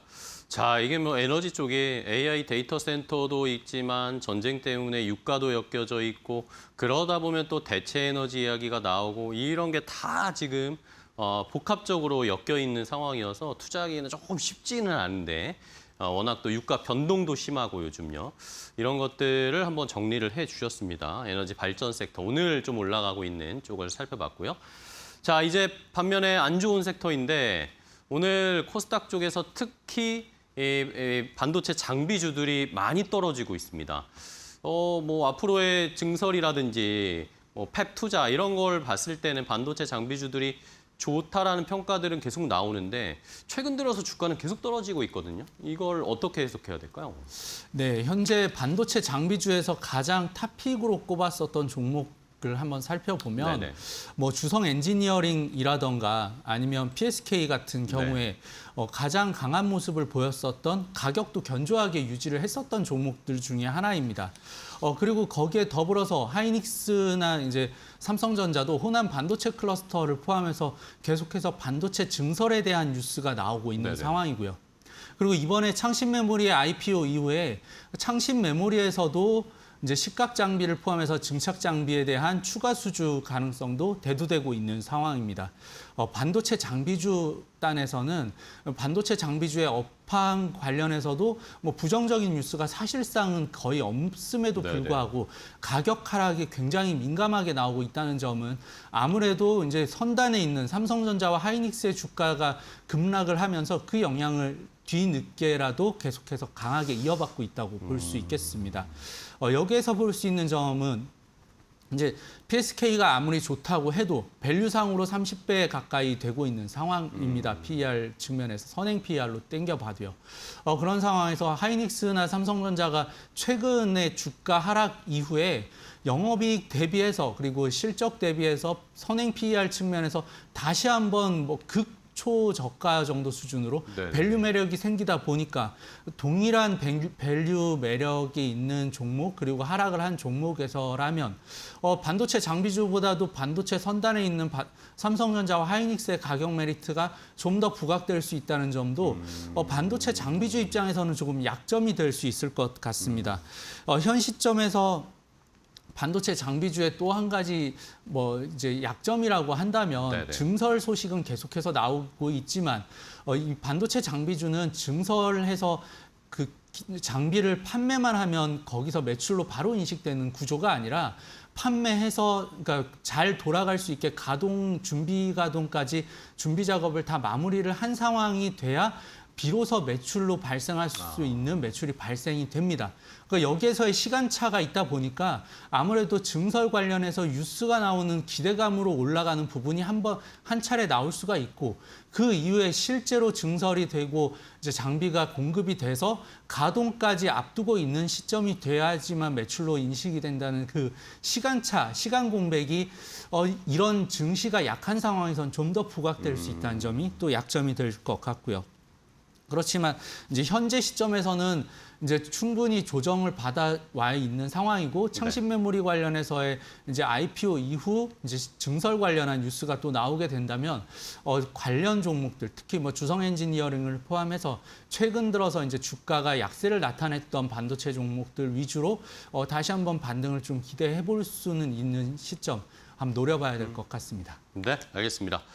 자, 지금 뭐 삼성전자, SK 하이닉스가 워낙 많이 빠지면서 또 저평가 국면으로 접어들었으니까 뭐 그거보다 PER이 높은 소부장 쪽에 굳이 있을 필요가 없겠구나. 다시 싸진 삼전 하이닉스로 가볼까라는 그런 심리가 좀 발동된다라고 일단 크게는 해석할 수 있겠네요.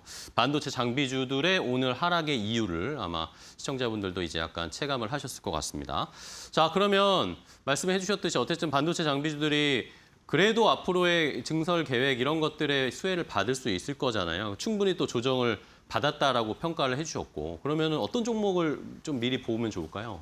네, 반도체 장비주에서 예전부터 이제 탑픽으로 거의 꼽혀 있었던 이제 PSK 같은 경우에 뭐 가격적인 메리트가 발생이 된다면 가장 먼저 그 이제 투자 관심 종목으로 꼽아봐야 되는 종목으로 보고 있습니다. 이제 PSK 같은 경우에 뭐 전공정 장비주 중에서 특징적으로 뭐 낸드를 포함해서 HBM 그리고 이제 파운드리까지 이 드라이 스트립이라는 세정 장비가 전부 다 사용이 되고 있습니다. 그리고 인텔에도 납품을 앞두고 있는 상황이기 때문에 여기에서 그러니까 전 공정, 그 반도체 부문에 전부 다 사용이 될 수 있다는 점은 이 업황의 기복이 크지 않다라는 점에서 이제 앞으로의 성장 가능성도 좀 더 높게 쳐줄 수 있는 점 이게 부각이 될 것 같고요.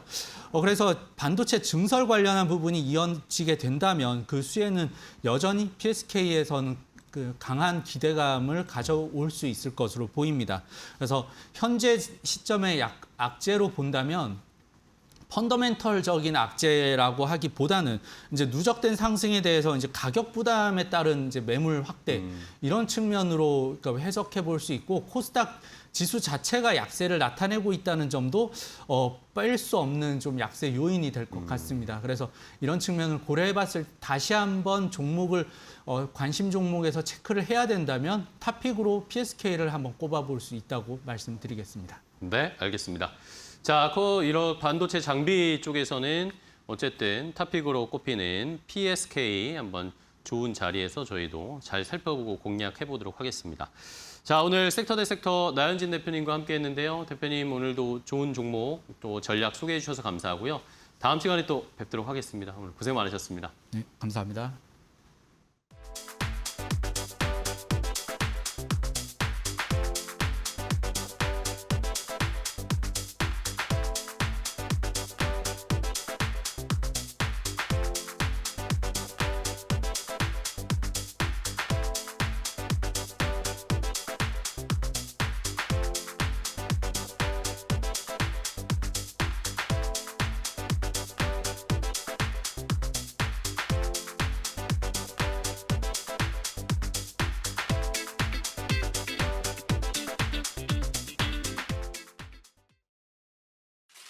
컴퍼니 인사이드 한화 시스템 편. 오늘날 국산 전투기의 두뇌와 저궤도 위성의 심장부에는 언제나 이 기업의 마크가 새겨져 있습니다. 바로 한화 시스템인데요. 사람들은 이 회사를 화려한 방산 날개로만 기억하지만 이 거대 제국의 시작점은 대기업들이 서로 안 가져가겠다며 등을 떠밀던 눈물 묻은 애물단지였습니다. 시간은 1997년 외환위기 직후로 거슬러 올라갑니다. 당시 정부는 중복 투자를 줄이겠다며 강제 사업 교환, 이른바 빅딜을 단행하죠. 그 칼바람의 재물이 바로 삼성의 방산 부문과 아남정밀, 대우전자의 레이더 부문이었습니다. 강제로 한 바구니에 담긴 이들은 결국 2000년 프랑스 방산 거물과 지분을 반씩 나눈 삼성 탈레스라는 기묘한 이름으로 출범하게 됩니다. 겉보기엔 글로벌 합작사였지만 실상은 냉혹했는데요. 프랑스인들은 핵심 기술을 철저히 통제했고 삼성 내부에서도 이 회사는 스마트폰에 밀려 돈은 못 벌면서 보안만 까다로운 서자 취급을 받았습니다. 설계도 한 장 마음대로 고치지 못해 프랑스 본사의 눈치를 보던 시절 엔지니어들은 차가운 레이더 스크린을 보며 고독한 서름을 삼켜야 했던 거죠. 그렇게 독을 품고 기술을 국산화해 가던 2014년 청천벽력 같은 뉴스가 터집니다. 삼성이 방산 부문을 한화그룹의 통째로 넘겨버린 것인데요. 아침에 눈을 뜨니 소속이 바뀐 연구원들이 느낀 배신감은 처절했습니다. 프랑스 텔레스 측마저 지분을 빼겠다며 압박을 가해왔죠. 하지만 이 위기는 한화 시스템 특유의 도끼가 깨어나는 계기가 됩니다.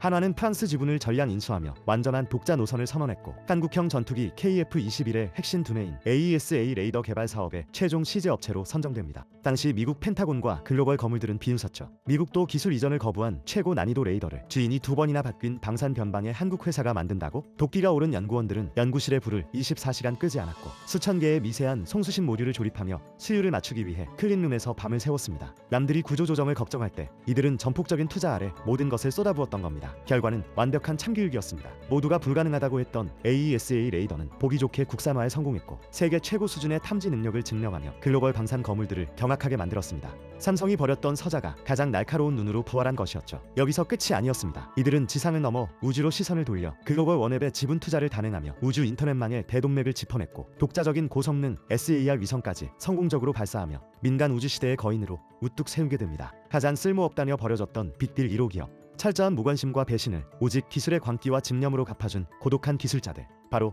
한화 시스템입니다.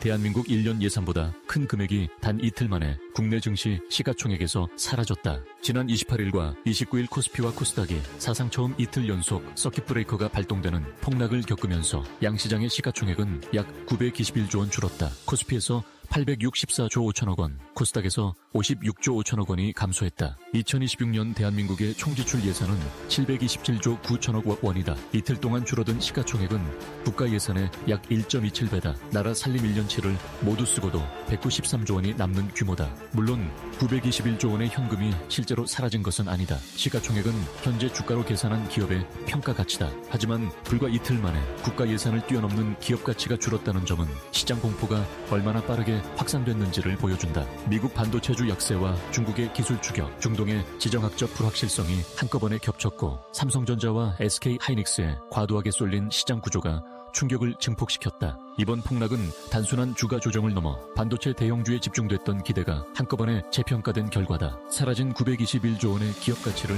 회복할 수 있을지는 단기적인 시장 부양보다 반도체 실적과 중국의 추격, 중동 정세에 좌우될 전망이다.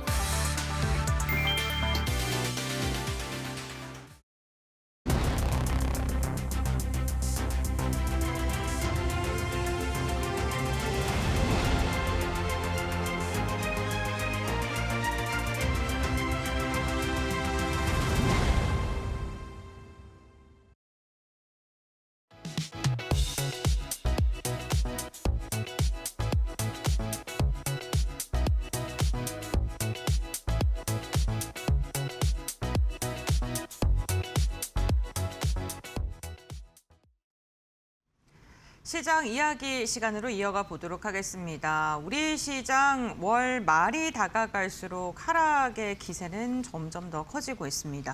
오늘도 오전장에 상승을 시도했었던 양대 지수가 결국에는 막판에는 일제히 하락으로 마감을 준비 중에 있는데요. 힘이 급격하게 빠지면서 전 세계 증시에서 하락률이 가장 컸던 7월 달 우리가 어떻게 시장 전략을 세워야 되는지 지금 알아보도록 하겠습니다. 파이낸셜 리서치의 박철순 대표와 함께합니다.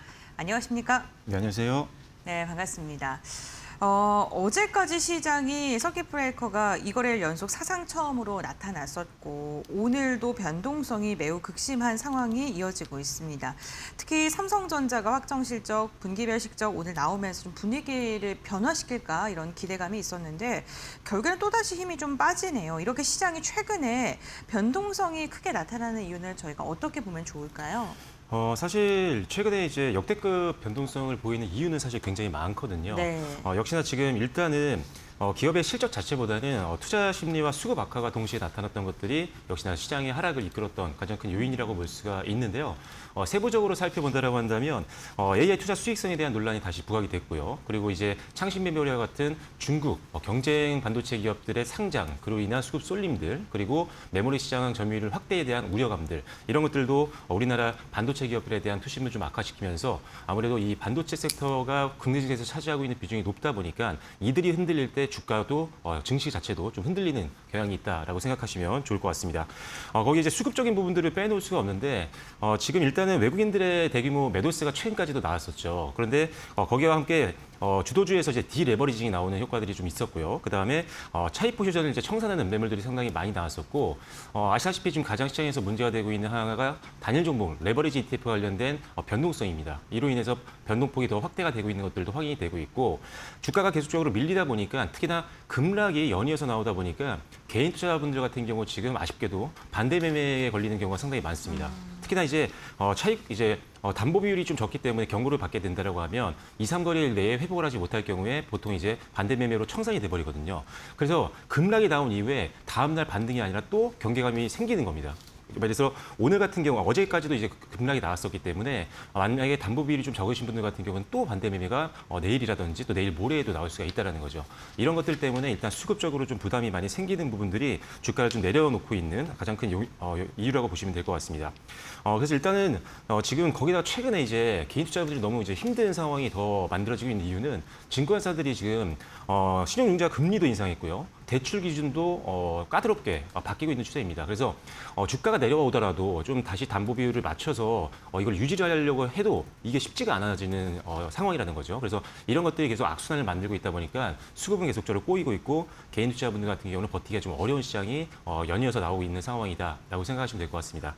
다만 이제 코스피 기준으로 봤을 때도 역대급 실적 대비 저평가권까지 내려온 상황이고요. SK하이닉스라든지 삼성전자와 같은 시가총액 상위 종목들도 역시나 PER이 거의 5배 수준까지 내려오면서 일단 저평가미력은 있기 때문에 외국인들을 중심으로 저가 매수세가 좀 들어오기 시작한다면 반등에 대한 어떤 기대감은 좀 있을 것 같다라는 관점입니다. 그리고 다만 이제 중요한 건 뭐냐면 지금 빅테크들의 실적 발표라든지 여러 가지 지금 변동성을 줄 만한 이벤트가 아직도 많이 남아있죠. 이번 주에 끝나는 게 아니라 다음 주에도 이어집니다. 그렇기 때문에 변동성이 생길 수 있는 가능성이 있는 상황 속에서는 절대적으로 차익 금액을 사용하시면 안 됩니다. 미수라든지 신용이라든지 대출이라든지 기간이 한정되어 있는 자금으로 여러분들이 매매를 지금 하시다 보면은 변동성에 먹히는 상황이 생길 수가 있기 때문에 반드시 변동성이 완화되고 추세 전환을 하기 전까지는 절대적으로 평단을 갖추기 위한 차입이라든지 이런 것들은 철저하게 지양하실 필요가 있다라는 점 반드시 기억하시면 좋을 것 같습니다.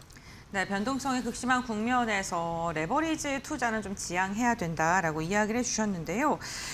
오늘 삼성의 부분별 실적만큼 투자분들께서 주목하셨던 게 마이크로소프트 그리고 메타의 실적이 어떻게 나올지 컨콜에서 무슨 얘기할지 뭐 이러한 이야기도 주목하실 것 같은데 매출은 둘 다 잘 나왔어요. 그런데 시장의 평가가 좀 엇갈리고 있는 상황이거든요. 어떠한 부분을 좀 주목하셨을까요? 일단 말씀하신 것처럼 MS와 그다음에 메타의 실적이 엇갈렸잖아요. 네. 그런데 먼저 결론적으로 말씀드리면 두 회사 모두 다 투자를 계속적으로 확대를 하고 있는 건 맞습니다. 아. 네, 그렇기 때문에 지금 투자가 줄어들고 있는 건 아니었거든요. 그래서 결과적으로 봤을 때는 우리나라 메모리 수요는 계속적으로 유지될 가능성이 있다라는 점인데 일단 두 회사의 좀 엇갈렸던 실적에 대한 내용들을 좀 살펴보면 마이크로소프트 같은 경우는 사실 매출액과 EPS가 모두 다 시장 컨센서스를 상회하는 모습들을 보였습니다. 그래서 주당 순이익도 상당히 좋았었고 그다음에 매출도 굉장히 좋았다는 거죠. 외형도 성장하고 있는 것들이 확인이 됐었는데 거기다 이제 본업인 이제 애저 클라우드 사업 같은 경우도 성장률이 전년 동기 대비해서 43% 정도 오르면서 컨센서스였던 39%대를 크게 돌파하는 모습을 보여서 본업도 굉장히 잘하고 있구나라는 거를 이번 실적 발표를 통해서 확인을 할 수가 있었습니다. 그리고 하면 최근에 이제 시장에서는 실적은 분명히 좋을 텐데 캐펙스는 유지가 될 것인지 그리고 더 나아가서 지금 시장에서 가장 주목하고 있는 거는 잉여 현금 흐름인데 그만큼 현금이 좀 있냐는 거거든요. 근데 지금 마이크로소프트 같은 경우는 잉여 현금 흐름도 플러스 196억 달러 정도를 기록하면서 투자 확대를 할 수 있는 현금까지도 보유하고 있는 것들이 확인이 됐습니다. 그래서 시장은 환호를 했고 시간 외 거래에서 급등이 나오면서 마무리가 됐습니다. 반대로 근데 메타 같은 경우는 역시나 이제 마이크로소프트처럼 매출액은 성장을 했어요. 근데 아쉽게도 주당 순이익이 컨센서스를 사회하는 모습들을 좀 보여줬었고요. 그다음에 추가적으로 캐펙스 가이던스는 올리지는 못했습니다. 올리지는 못했고 유지를 했는데 다만 캐펙스 전망치 하단 부분은 조금 올렸거든요. 그래서 아주 기존보다 나쁜 상황은 아닙니다. 조금은 그래도 안정성을 좀 높였다라는 점은 좀 있을 것 같고요. 본업 같은 경우도 뭐 광고 사업 같은 경우 단가도 상승하고 있고 여러 가지 면에서 그렇게 나쁘게 볼 만한 부분들이 그렇게 많지는 않았습니다. 그래서 저는 개인적으로 기대치를 뛰어넘는 어떤 EPS라든지 아니면은 현금 흐름 이런 것들이 나오지 않았기 때문에 조금 실망감으로 좀 시간 외에서 낙폭을 좀 보이긴 했지만 결과적으로 캐펙스는 유지가 된다. 그 말은 뭐냐면 투자를 앞으로 중장기로 계속 이 회사가 기존의 전략과 유사하게 진행을 하겠다라고 언급을 했기 때문에 결과적으로 두 회사 쪽에서 결국 투자를 확대가 계속 이어지면서 메모리 수요는 계속 늘어날 수밖에 없는 상황이라고 보여집니다. 그래서 두 회사 모두 다 일단 기본적으로는 우리나라 메모리 시장에 충격을 줄 만한 내용들은 없었다라고 개인적으로 판단하고 있고요. 다만 어떻게 보면 두 회사가 좀 엇갈린 실적 발표를 했기 때문에 오늘 밤에 있을 이제 아마존이라든지 애플의 실적 발표들 이어서 나오는 실적에 대해서 또 확인을 하고자 하는 심리들은 분명히 있을 것 같습니다. 그래서 이런 것들이 좀 완전히 확인이 되고 역시나 빅테크 기업 실적 발표를 다 보고 나니 역시나 캐펙스는 유지가 되고 있고 그 말은 매물의 수위는 한동안은 걱정할 필요가 없겠구나. 이런 것들이 확인이 된다고 한다면 투심이 좀 다시 한번 살아나면서 저가 매수세가 유입으로 이제 전환점이 생길 가능성은 있다고 보여집니다. 일단 우려가 될 만한 빅테크 실적 발표가 마무리된다는 것만으로도 일단은 경계감이 좀 사라질 수가 있기 때문에 그때가 반등이 나올지 우리가 한번 확인을 해보고 만약에 그때 실질적으로 반등이 나온다고 한다면 그때가 만약에 평단을 낮추기 위해서 현금을 보유하고 있는 분들 같은 경우는 지금이 아니라 그때 우리가 반등을 보시면서 매수를 좀 준비하시는 게 중요한 시점이다라고 생각하시면 좋을 것 같습니다. 네, 지금 시장에 조정이 나온다고 해서 섣부르게 매수를 하는 것보다는 조금 더 여유롭게 지켜보는 시장이 필요하다라고 이야기를 해주셨습니다. 그 FOMC 얘기를 좀 해볼 텐데요. 금리를 5연속 동결을 선택을 했습니다. 그런데 매파적인 해석이 나오면서 장기 금리가 좀 급등하는 모습이 나타났는데요. 시장에 어떤 영향을 미칠지 그리고 또 FOMC에 대한 이야기를 어떻게 해석하셨는지도 궁금합니다. 이제 오늘 뉴스를 아마 보신 분들은 아시겠지만 이제 FOMC 일정이 마무리가 되면서 좀 매파적이었다라고 뉴스가 굉장히 많이 나왔던 맞아요. 것 같아요.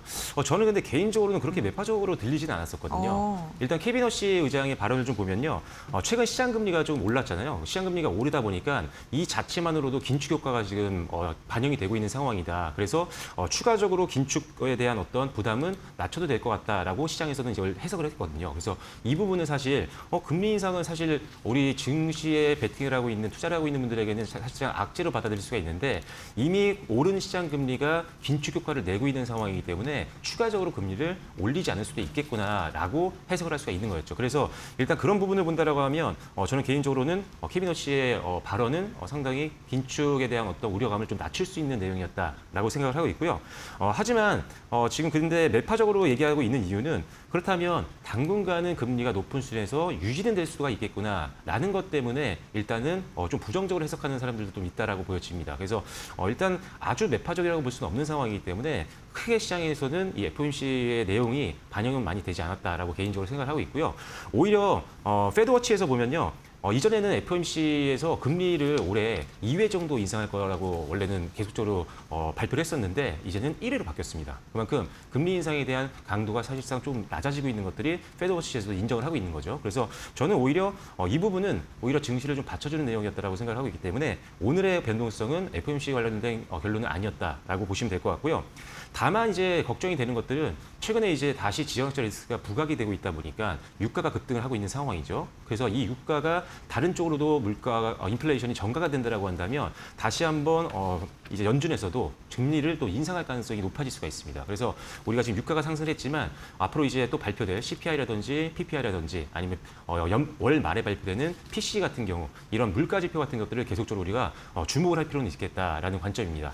일단 연준에서는 이런 물가 지표를 전방위적으로 다 참고로 해서 방향을 정하겠다라고 지금 하고 있는 상황이기 때문에 매월 이 부분들은 계속 유심히 좀 지켜볼 필요가 있겠다라고 생각하고 있고요.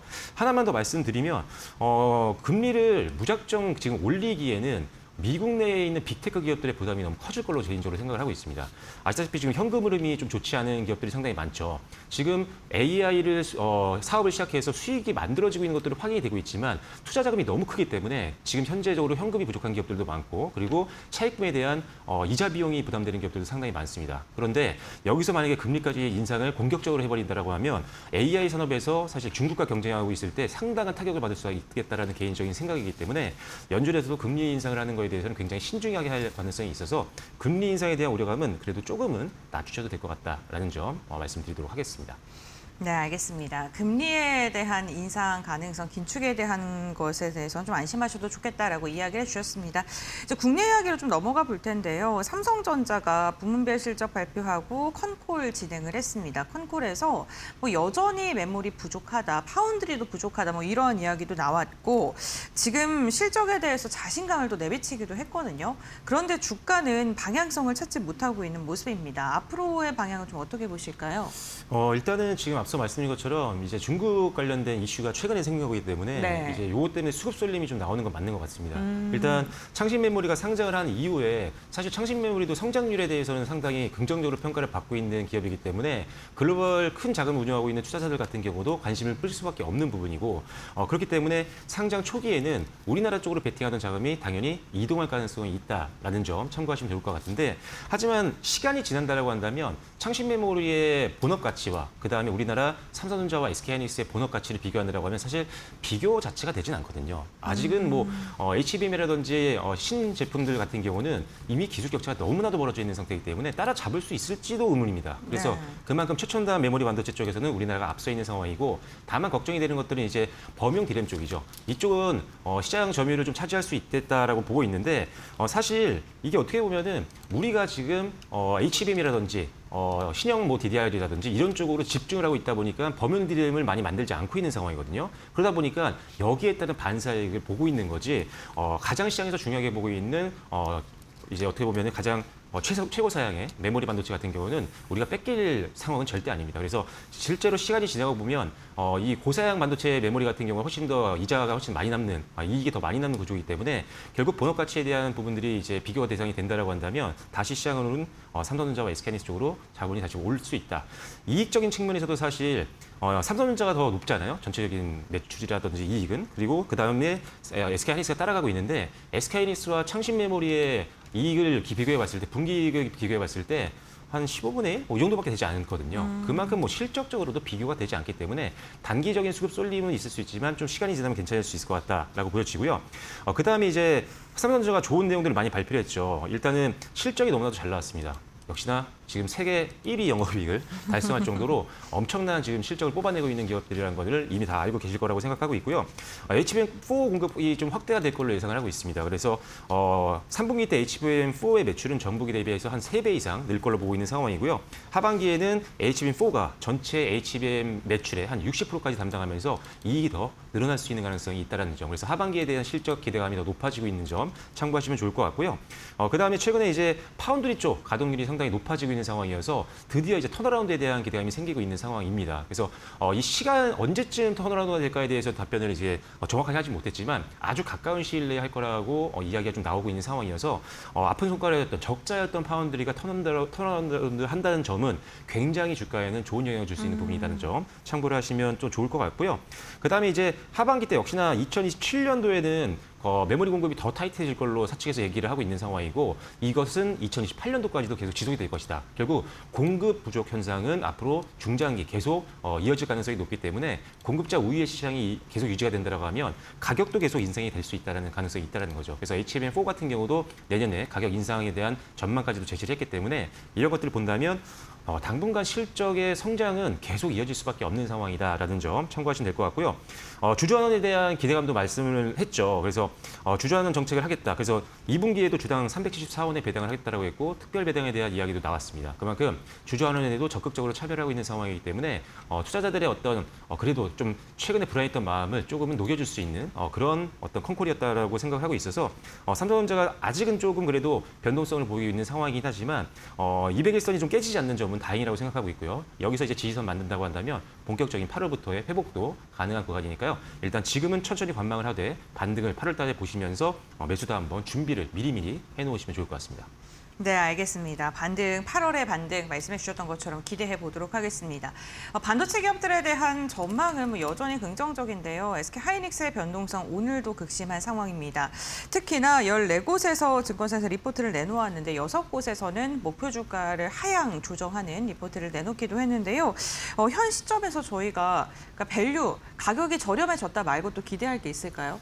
일단 SK하이닉스 같은 경우는 좀 아쉬웠습니다. 어제 네. 이제 실적 발표하고 컨콜을 했을 때 우리가 원했던 내용들이 나오지 못했거든요. 뭐 주주환원에 대해서 추가적인 내용이라든지 여러 가지 부분들이 궁금했었는데 이런 부분이 나오지 못했습니다. 근데 이유는 충분히 있습니다. 일단 ADR이 미국 시장에 상장한 이후에 한 25일 동안은 주주환원에 대한 어떤 추가적인 정책이라든지 이런 것들을 말을 할 수가 금지가 되어 있어요. 미국 증권법상. 그래서 하지 못했던 거기 때문에 너무 회사에 대해서 뭐라고 하지는 않으셨으면 좋을 것 같아요. 이게 네. 증권법상 어쩔 수 없었습니다. 다만 그래서 지금 삼성전자가 실적 발표를 하면서 우리의 아픈 가려웠던 부분들을 다 이제 긁어줬잖아요.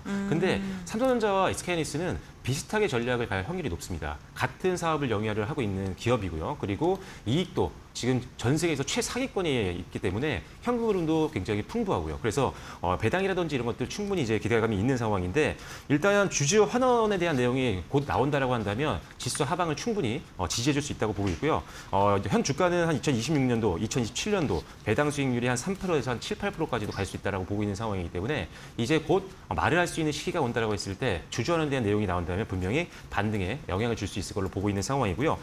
클라우드 서버 수요가 굉장히 증가하고 있는 것들이 최근에 확인이 되고 있기 때문에 주문은 몰려들어오고 있고 장기 공급 계약도 개수가 계속적으로 늘어나면서 중장기적으로 실적에 대한 안정성을 가지고 가고 있는 상황이어서 일단은 그런 부분도 상당히 매력적이다라고 보시면 될 것 같고요.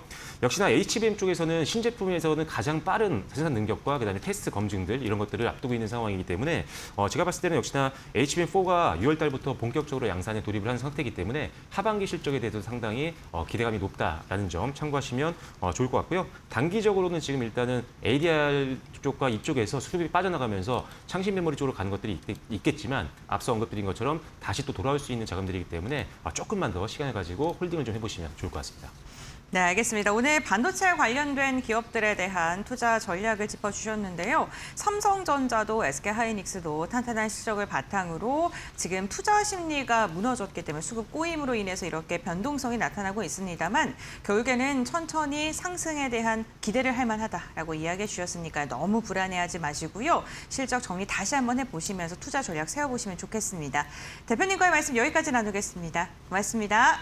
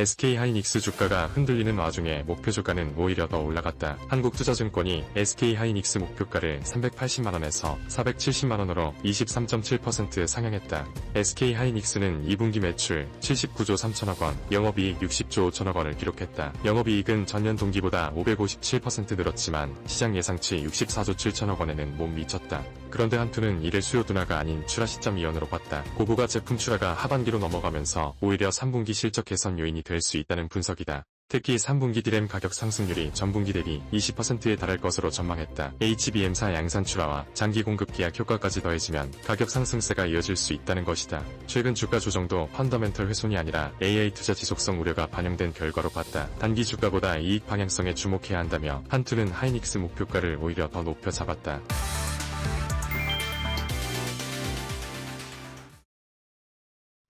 네, 우리 시장 동시효과 상황으로 들어간 상황입니다. 마지막 시장에서 우리가 어떠한 찬스를 잡을 수 있을지 라스트 찬스 시간을 통해서 오늘장 정리와 함께 내일장 투자 전략까지 알아보도록 하겠습니다. 이데일리의 서동구 전문위원과 함께합니다. 안녕하십니까? 네, 안녕하세요. 네, 반갑습니다. 오늘 우리 시장 3거래일 만에 반등해줄까라는 기대를 했었는데 결국에는 양대지수 일제히 하락 마감 준비 중에 있습니다. 전문위원님께서는 오늘장 좀 어떻게 바라보셨을까요? 참 안타깝다 이런 말씀을 좀 드리겠고 어떤 뭐랄까요 매수 사이드카 뭐 여러 가지 이런 급등락 속에서 조금은 진정되는 듯한 모습이긴 하지만 네. 반등할 때마다 특히 개인들의 어떠한 엑시트하는 물량들 마치 빨리 탈출하자 조금이라도 올라오면 그런 어떤 느낌을 받고 있습니다. 그러한 네. 것들을 외국인 기관들이 지금 밑에서 철저하게 받아내는 모습들인데 아무래도 이 시장을 끌고 왔던 반도체 오늘 삼성전자 실적 발표일이었는데요. 그럼에도 불구하고 상승 기조를 이어가지 못하면서 이런 어떤 실적 피크에 대한 우려감이라든가 또 중국발 여러 가지 경쟁 심화 아니야 중국에서 발표한 내용들 그거 다 우리가 액면 그대로 믿을 수 없어 언제 상용화 되고 그럴지 몰라라는 얘기조차도 일단은 관심이 없는 거죠. 경쟁자가 나타났다. 네. 우리 삼성전자, 하이닉스 할 것 없이 다 여러 가지 이런 요인들이 한마디로 심리와 수급이 무너진 이런 시장의 모습을 적나라하게 보여준 그런 또 하루다라고 또 말씀을 드리겠습니다. 다행인지 불행일지 몰라도요. 최고 한 38조 원까지 있었던 신용장고가 어저께 기준으로 보면 한 32조까지 감소가 됐는데 이게 좋은 수익 상승을 하면서 수익을 내면서 축소가 된다면 좋지만 오늘 아침에 8시 50분 여러분들 동시호가창을 딱 보면은 거의 전 종목 하한가의 그런 시세들을 보면서 얼마나 놀래고 안타까우시겠습니까? 이러한 어떠한 모습 속에서 장중에 조그마한 반등만 나와줘도 그런 매물들이 수출해되고 있다라는 거. 이 부분들이 빨리 뭔가 마무리가 돼줘야 되는데 그런 어떤 단초를 지금 못 찾고 있다. 이후에 어쨌든 그럼에도 불구하고 외국인들, 기관들 오늘은 이렇게 동시 순매수를 보이고 있음에도 불구하고 이 같은 순매수를 보여도요. 적극적으로 시세를 끌고 올라가면서 매수하는 거와 철저하게 밑에다가만 걸쳐놓는 매수하는 차이가 있는 거죠. 그래서 이러한 부분들이 나타나고 있다는 것이 반등을 이끌지 못하고 있고 한마디로 얘기하면 IT 반도체 관련주들의 약세, 비반도체 관련주들의 강세 이렇게도 구분을 저지는 그런 오늘의 모습이었다라고도 볼 수 있습니다. 그래서 IT 반도체 쪽들의 뭔가 약세 흐름이 지속이 되고 있고 한때 조방원전이라는 말도 있습니다만은 조방원 관련한 그런 조선 방산 또 2차 전지 또 재생에너지를 비롯한 에너지 금융 이런 쪽들의 강세 흐름들이 그나마 뭔가 좀 어떻게 저쪽을 가서 관심 있게 좀 접근을 해볼까라는 이런 정도 네. 이렇게 말씀을 드릴 수가 있겠습니다.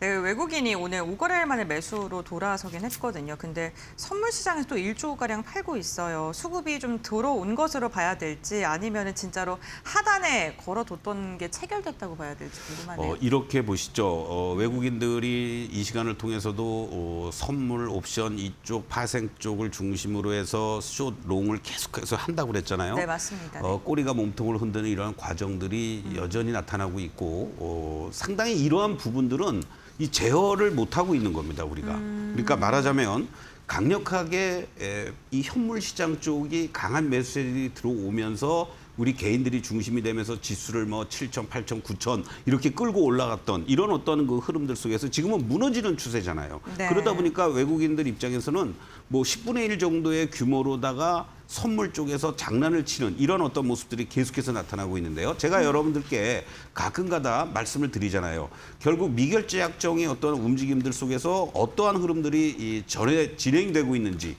이러한 부분들을 우리가 체크해야 된다 이런 말씀을 드렸는데 잠깐 지금 화면을 한번 보시면요.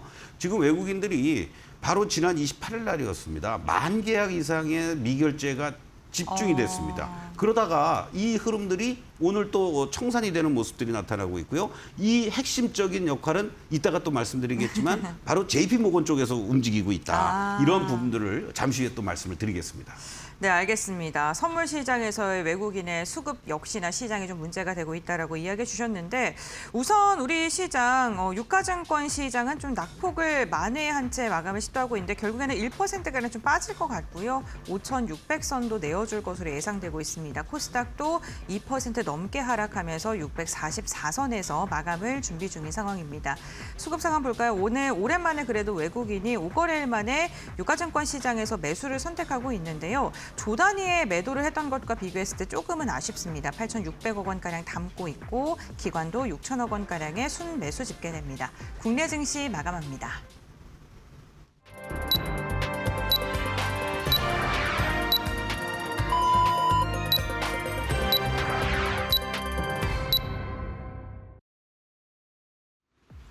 (7월 30일) 목요일 시장 마무리를 했습니다. 오늘 코스피와 코스닥이 아쉬운 흐름으로 마무리를 했는데요. 삼성전자가 호실적을 발표했음에도 불구하고 코스피가 잠깐의 강세 흐름을 보여주다가 오후장 들어서는 코스피와 코스닥이 낙폭으로 마무리를 했습니다. 그렇다면 마감 상황 트레이딩 뷰를 통해서 자세하게 살펴보도록 하겠습니다. SK하이닉스와 삼성전자가 오늘 좀 아쉬운 흐름을 보여줬습니다. 삼성전자가 2분기 호실적을 기록을 했습니다. 매출과 영업이익 모두 다 시장의 컨센서스를 상회하는 결과가 나오면서 장중에는 7%대 상승세를 보여주기도 했는데 오후장 들어서는 힘이 점점 빠지더니 0.72%로 마무리를 했고요. SK하이닉스도 5.64% 어제에 이어서 추가적인 하락세로 마무리를 했습니다. 어제 SK하이닉스도 실적의 발표가 있었는데요. 시장의 컨센서스를 하회하는 결과도 나왔는데 이 컨퍼런스 콜에서 주주 환원 정책에 대한 이야기가 나오지 않으면서 실망 매물이 강하게 나왔다는 점 참고하셔야겠습니다. SK스퀘어도 동반 하락세 보이면서 6%대 하락세로 마감을 했고요. 오늘 오전장에서는 그래도 금융주들이 잘 움직이는 모습을 포착할 수가 있었습니다. KB금융이 실적을 발표를 했는데 호실적이 발표가 되면서 반도체 투톱에 쏠려있던 수급이 이 금융주로 이동하는 모습을 확인할 수가 있었고요. 현재 KB금융이 4.56%, 신한지주가 2.54%로 거래를 마무리했습니다. 하나금융지주도 3.49% 상승세로 마감을 했습니다. 오늘 시장에서 방산주와 정유주들도 잘 움직이면서 거래를 마쳤습니다. 중동의 지정적 리스크가 부각이 되면서 어제 이란이 이 요르단 내에 있는 미군의 이 군사 기지를 기습 공격을 했는데요. 이에 트럼프 대통령이 다시 한번 공격을 하겠다, 보복을 하겠다라는 예고가 있었습니다. 이에 국제유가가 급등세를 보여주면서 SK이노베이션과 S오일이 2.93%, SK이노베이션은 6.03% 상승하면서 거래를 마쳤고요. 방산주들도 오늘 좋은 흐름을 보여주면서 거래를 마쳤습니다. 미국에서 무기 수출이 늘어날 수 있다는 전망이 제기가 되면서 하나에어로스페이스가 6.79%, 하나시스템도 1.66% 상승세로 거래를 마쳤습니다. 이외에 또 오늘 제약바이오단에서도 수급이 들어오면서 삼성바이오로직스와 셀트리온 모두 다 시세 분출하면서 거래를 마쳤고요. 어제 시장이 낙폭을 보여주다 보니까 경기 방어성 성격이 짙은 종목들로도 수급이 이동하는 모습을 확인할 수가 있었는데요. 오늘도 수급이 잘 붙으면서 식음료 쪽에서 KTNG가 1.75%, 삼양식품이 1.89% 오름세로 마무리를 했습니다. 그렇다면 코스닥도 확인해 보도록 하겠습니다. 오늘 코스닥에서는 그래도 2차 전지가 견조한 흐름을 보여주면서 코스닥의 상승을 뒷받침해 주려고는 했습니다. 하지만 이 2차 전지를 제외하고 기술주와 제약바이오 전방위적으로 하락세를 보이면서 코스닥의 하락을 이끌었는데요. 에코프로가 4.75%, 에코프로비엠이 4.21%로 거래를 마쳤습니다. 어제 피지컬 AI 종목들이 강한 상승세로 마무리를 했는데 오늘은 좀 다른 모습을 보여주고 있습니다. 어제 미국에서 중국산 휴머노이드 로봇의 수입을 금지한다라고 밝히면서 국내 대표 로봇 기업들이 수혜를 입을 수 있다, 반사 수혜를 얻을 수 있다라는 분석이 나왔는데요. 하지만 오늘은 차익 실현의 물량들이 나오면서 레인보우 로보틱스가 9.14% 하락하면서 거래를 마쳤고요. 현대모백스는 17.48% 두 자릿수의 하락세 보이면서 거래를 마쳤습니다. 이외에 오늘 오전장에서는 제약바이오단으로 좀 선별적인 종목별로 차별화 장세가 펼쳐졌었는데 현재 오후장 들어서는 대부분 하락세 보이면서 거래를 마쳤다라는 점이 아쉽고요. 반도체 소부장 관련해서도 중국에서 자체적으로 반도체를 양산을 하겠다라고 하면서 반도체 장비주에 부담을 가하는 모습을 확인할 수가 있었습니다. EUV 시장까지 진출을 하겠다라는 소식이 들려오면서 오전장에서는 이렇게 하락세가 깊지가 않았는데 오후장 들어서는 점점점 그 낙폭이 심해지더니 PSK가 11.75% 급락세 보이면서 마감을 했고요. 원익 IPS도 8.29% 내림세로 거래를 마쳤습니다. 이외에 오늘 유통 쪽에 있어서는 하림지주가 그래도 0.91% 소폭 상승하면서 마무리를 했고요. 전방위적으로 코스닥에서 더 하락하는 종목이 많았다라는 점은 아쉽습니다. 이렇게 트레이딩 뷰를 통해서 마감 상황 살펴봤고요. 지수와 수급 사간 고은별 앵커와 함께 해보시죠. 네, 오늘 우리 시장 마감 상황 함께 확인해 보겠습니다. 양대 지수 결국에는 낙폭을 회복하지 못한 채 마무리가 됐습니다. 유가증권 시장 1.2%가량 빠지면서 결국에는 5,600선 내어준 채 종가를 체결했고요. 코스닥 역시나 2.7% 더 깊게 밀리면서 644포인트에 마무리가 됐습니다. 다만 오늘 코스피 지수 자체는 하락으로 마감했지만 상승하면서 마감했다는 종목이 더 많은 것은 특징적인 부분입니다. 그렇다면 일중 흐름 함께 확인해 보겠습니다. 오늘 유가증권 시장은 장중에 상승 시도를 고스란히 조금 하는 모습이 나타났는데요. 보시는 것처럼 오늘 장중에 5,970선까지도 고점을 높여가면서 6,000포인트 회복을 위해서 힘을 써주는 모습이었습니다. 하지만 경계 심리가 빠르게 확산되면서 상승폭을 반납했고 결국에는 일봉상 음봉 윗꼬리를 길게 달면서 마무리가 됐고요. 1%가량 넘게 빠지는 모습이었습니다. 하지만 전일 장중의 변동폭이 거의 1,000포인트 가까이 됐기 때문에 변동폭에 대한 진정세는 오늘 확인이 되는 듯한 모습이었습니다. 코스닥도 함께 살펴볼까요? 코스닥도 차트 흐름을 보게 된다면 굉장히 비슷한 움직임이 확인이 됐고요. 오전장에 고점을 찍었지만 결국에는 그 상승폭을 다 반납한 채 마무리가 됐습니다. 17포인트가량 하락한 644선에서 종가를 체결했습니다. 수급 상황 함께 확인해 보겠습니다. 유가증권 시장 오늘 정말 오랜만에 외국인의 매수세가 유입됐습니다. 특히나 동시호가 상황 속에서 외국인은 더 많이 담아내면서 1조 3천억 원가량의 순매수로 오늘 마무리가 됐고요. 반면 기관은 매도를 조금 더 했습니다. 그러면서 지금 매수의 폭이 많이 줄어든 채 마무리가 됐는데요. 665억 원가량의 순매수가 집계되면서 오늘 유가증권 시장 외국인이 5거래일 만에 수급이 돌아왔다는 것은 긍정적입니다. 코스닥도 함께 보겠습니다. 최근에 코스닥에서 외국인이 연일 매수를 하고 있는데요. 오늘도 2,400억 원가량의 물량을 담아내면서 3거래일째 매수 우위가 집계되고 있다는 점도 참고해 보시죠. 그렇다면 오늘 시장에서 외국인은 어떤 종목들을 많이 담았을까요? 외국인의 순매수 상위 종목을 보면 유가증권 시장은 실적이 잘 나온 기업을 중심으로 매수를 했습니다.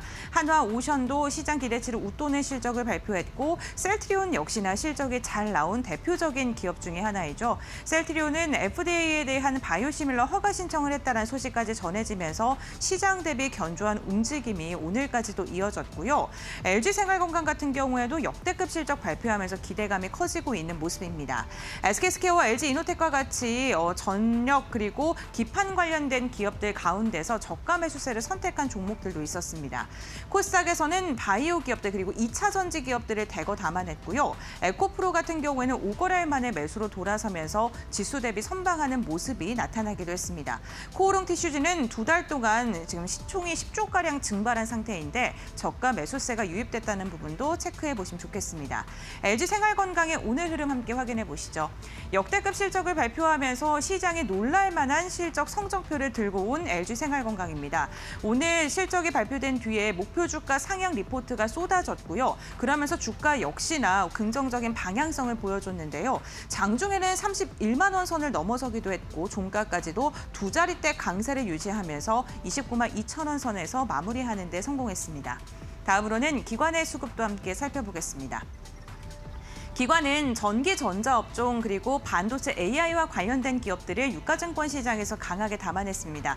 특히나 삼성 그룹주들을 강한 매수를 선택을 했다는 게 특징적이고요. 삼성전자 오늘 부문별 실적 발표가 됐는데 시장 기대치를 충족시킬 만한 실적을 발표했음에도 주가는 부진했죠. SK하이닉스 역시나 마찬가지였는데 기관은 오히려 조정 시 매수를 선택을 했고요. KB금융도 호실적 발표한 뒤에 기관의 매수세 연일 들어오고 있습니다. 코스닥에서도 GNC에너지 AI 데이터 센터 발전기와 관련된 기업인데 오늘 가장 많이 매수했고 로봇과 반도체 기업들을 향한 매수세도 꾸준하게 이어오고 있습니다. 오늘 호실적과 함께 좋은 컨퍼런스콜에서 우호적인 이야기가 전해졌음에도 불구하고 주가가 부진한 움직임을 보였던 삼성전기의 흐름 함께 확인해 보겠습니다. 2분기 실적 괜찮았고요. 3분기 역시나 기판의 품귀 현상이 지속될 것이다. 장기 공급 계약 체결에 대한 이야기까지 전해졌습니다만 막판에 힘이 더 빠지면서 결국에는 90만 원 선도 이탈한 채 마감을 했습니다. 삼성전기 14%가량 빠졌고요. 87만 9천 원 선에 종가를 체결했습니다. 이렇게 수급별 특징주까지 함께 확인해 봤고요. 이어서 파이널 포인트 3가지 알아보겠습니다. 박세람 아나운서가 전해드립니다. 코스피가 한 달 동안 40% 가까운 하락세를 보여주고 있습니다. 중동 리스크와 반도체 고점론과 같은 악재를 소화하고 있는데 증권가에서는 5,500대 초중반에서 기술적 반등이 이어질 것이다. 과도하게 주가가 하락하고 있다라는 전망을 제시하고 있습니다. 오늘도 코스피와 코스닥이 많이 아쉬운데 파이널 포인트를 통해서 시장 한번 정리해 보도록 하겠습니다.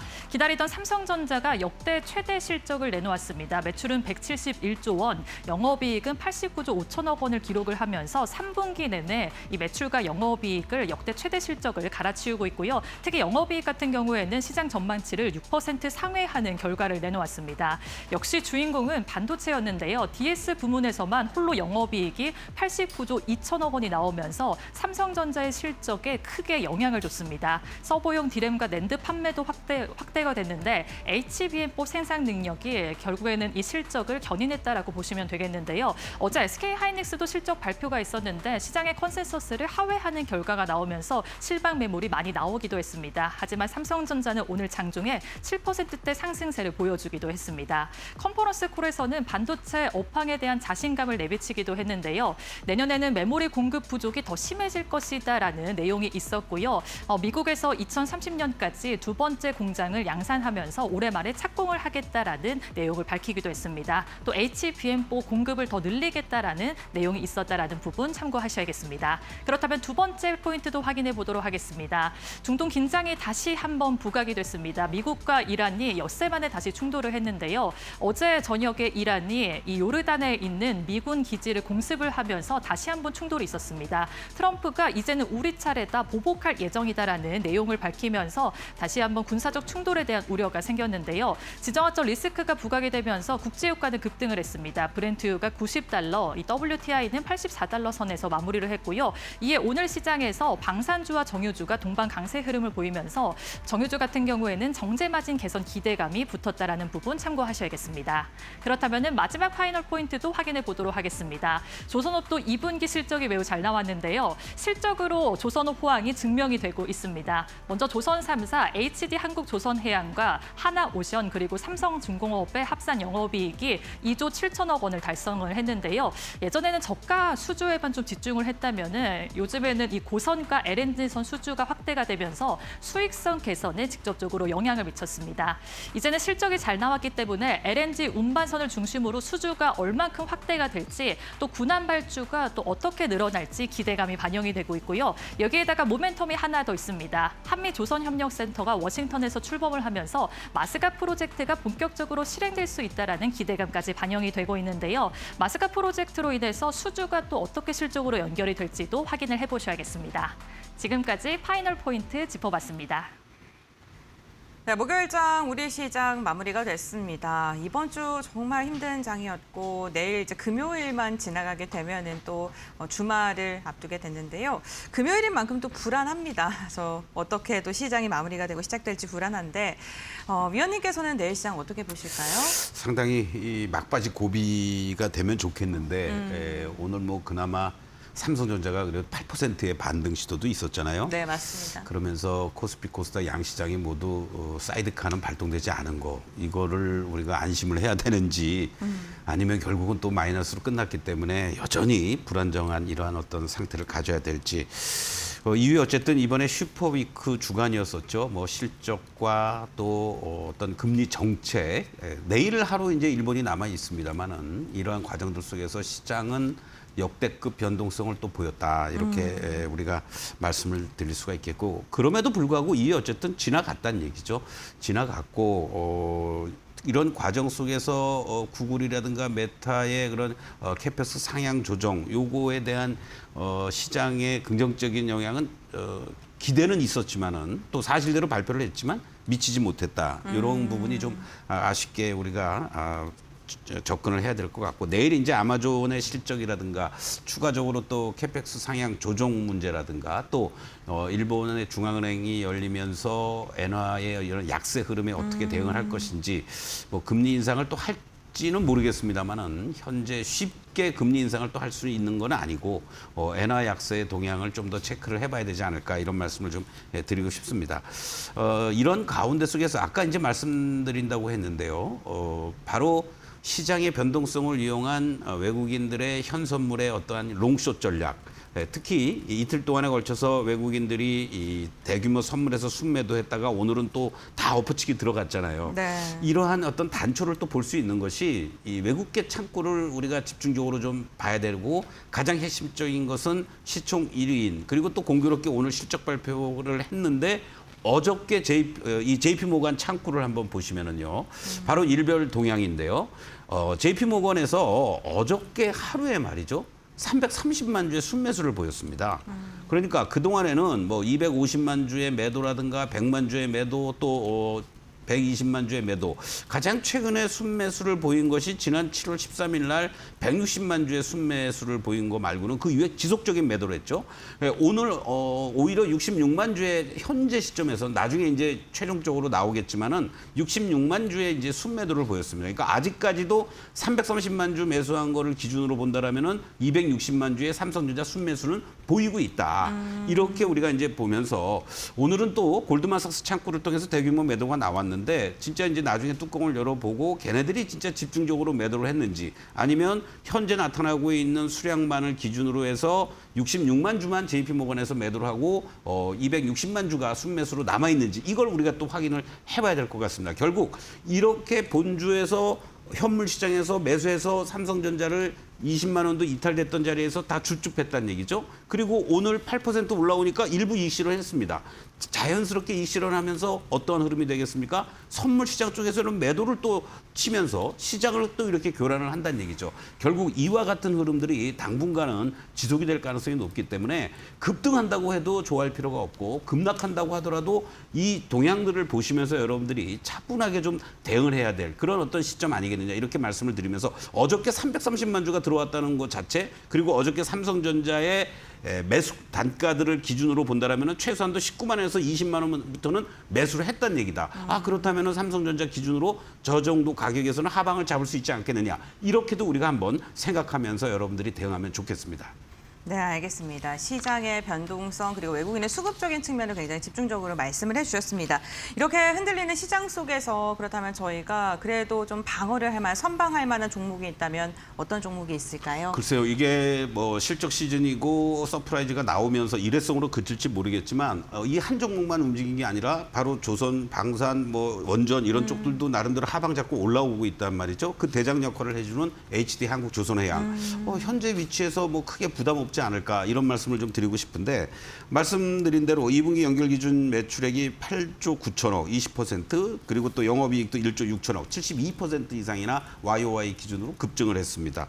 거기에 이제 마스카 프로젝트가 본격화되면서 미국의 프레이저 조선소와 함께 미 조선 부흥을 위한 현대화 MOU를 체결했다라는 거, 뭐든지 다 이제 미국하고 본격적으로 이제 협업을 한다, 이렇게 이제 보시면 되겠고, 이 외에도 동남아시아라든가 인도, 미국 등을 중심으로 한 해외 조선 경쟁소득 확장이라든가 고선박 수준은 지속이 될 것으로 예상이 되고 있기 때문에 바닥권에서 오늘 거래가 실려주면서 이렇게 급등을 해주고 있는 모습들 이러한 것들을 염두에 두신다면 33만 원을 손절가로 잡고 일자 목표가 41만 원 정도를 설정하면서 충분히 대응해 볼 만한 그런 위치에 있지 않나 이렇게 말씀드리겠습니다.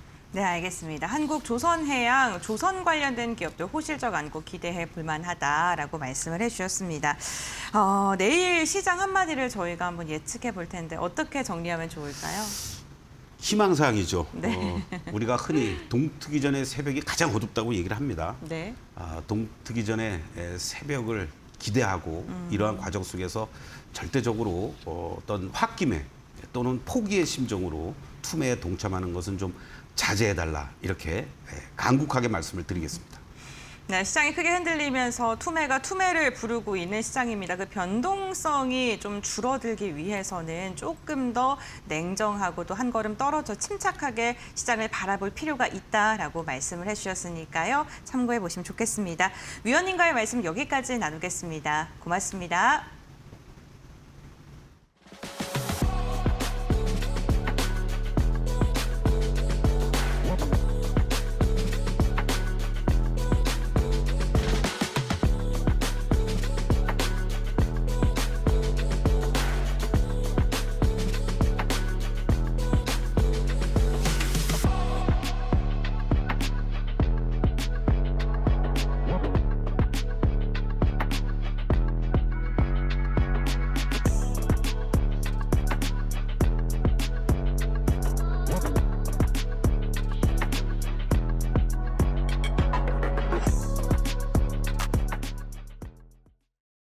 오늘 저희가 준비한 소식은 여기까지입니다. 끝까지 시청해 주셔서 감사드리고요.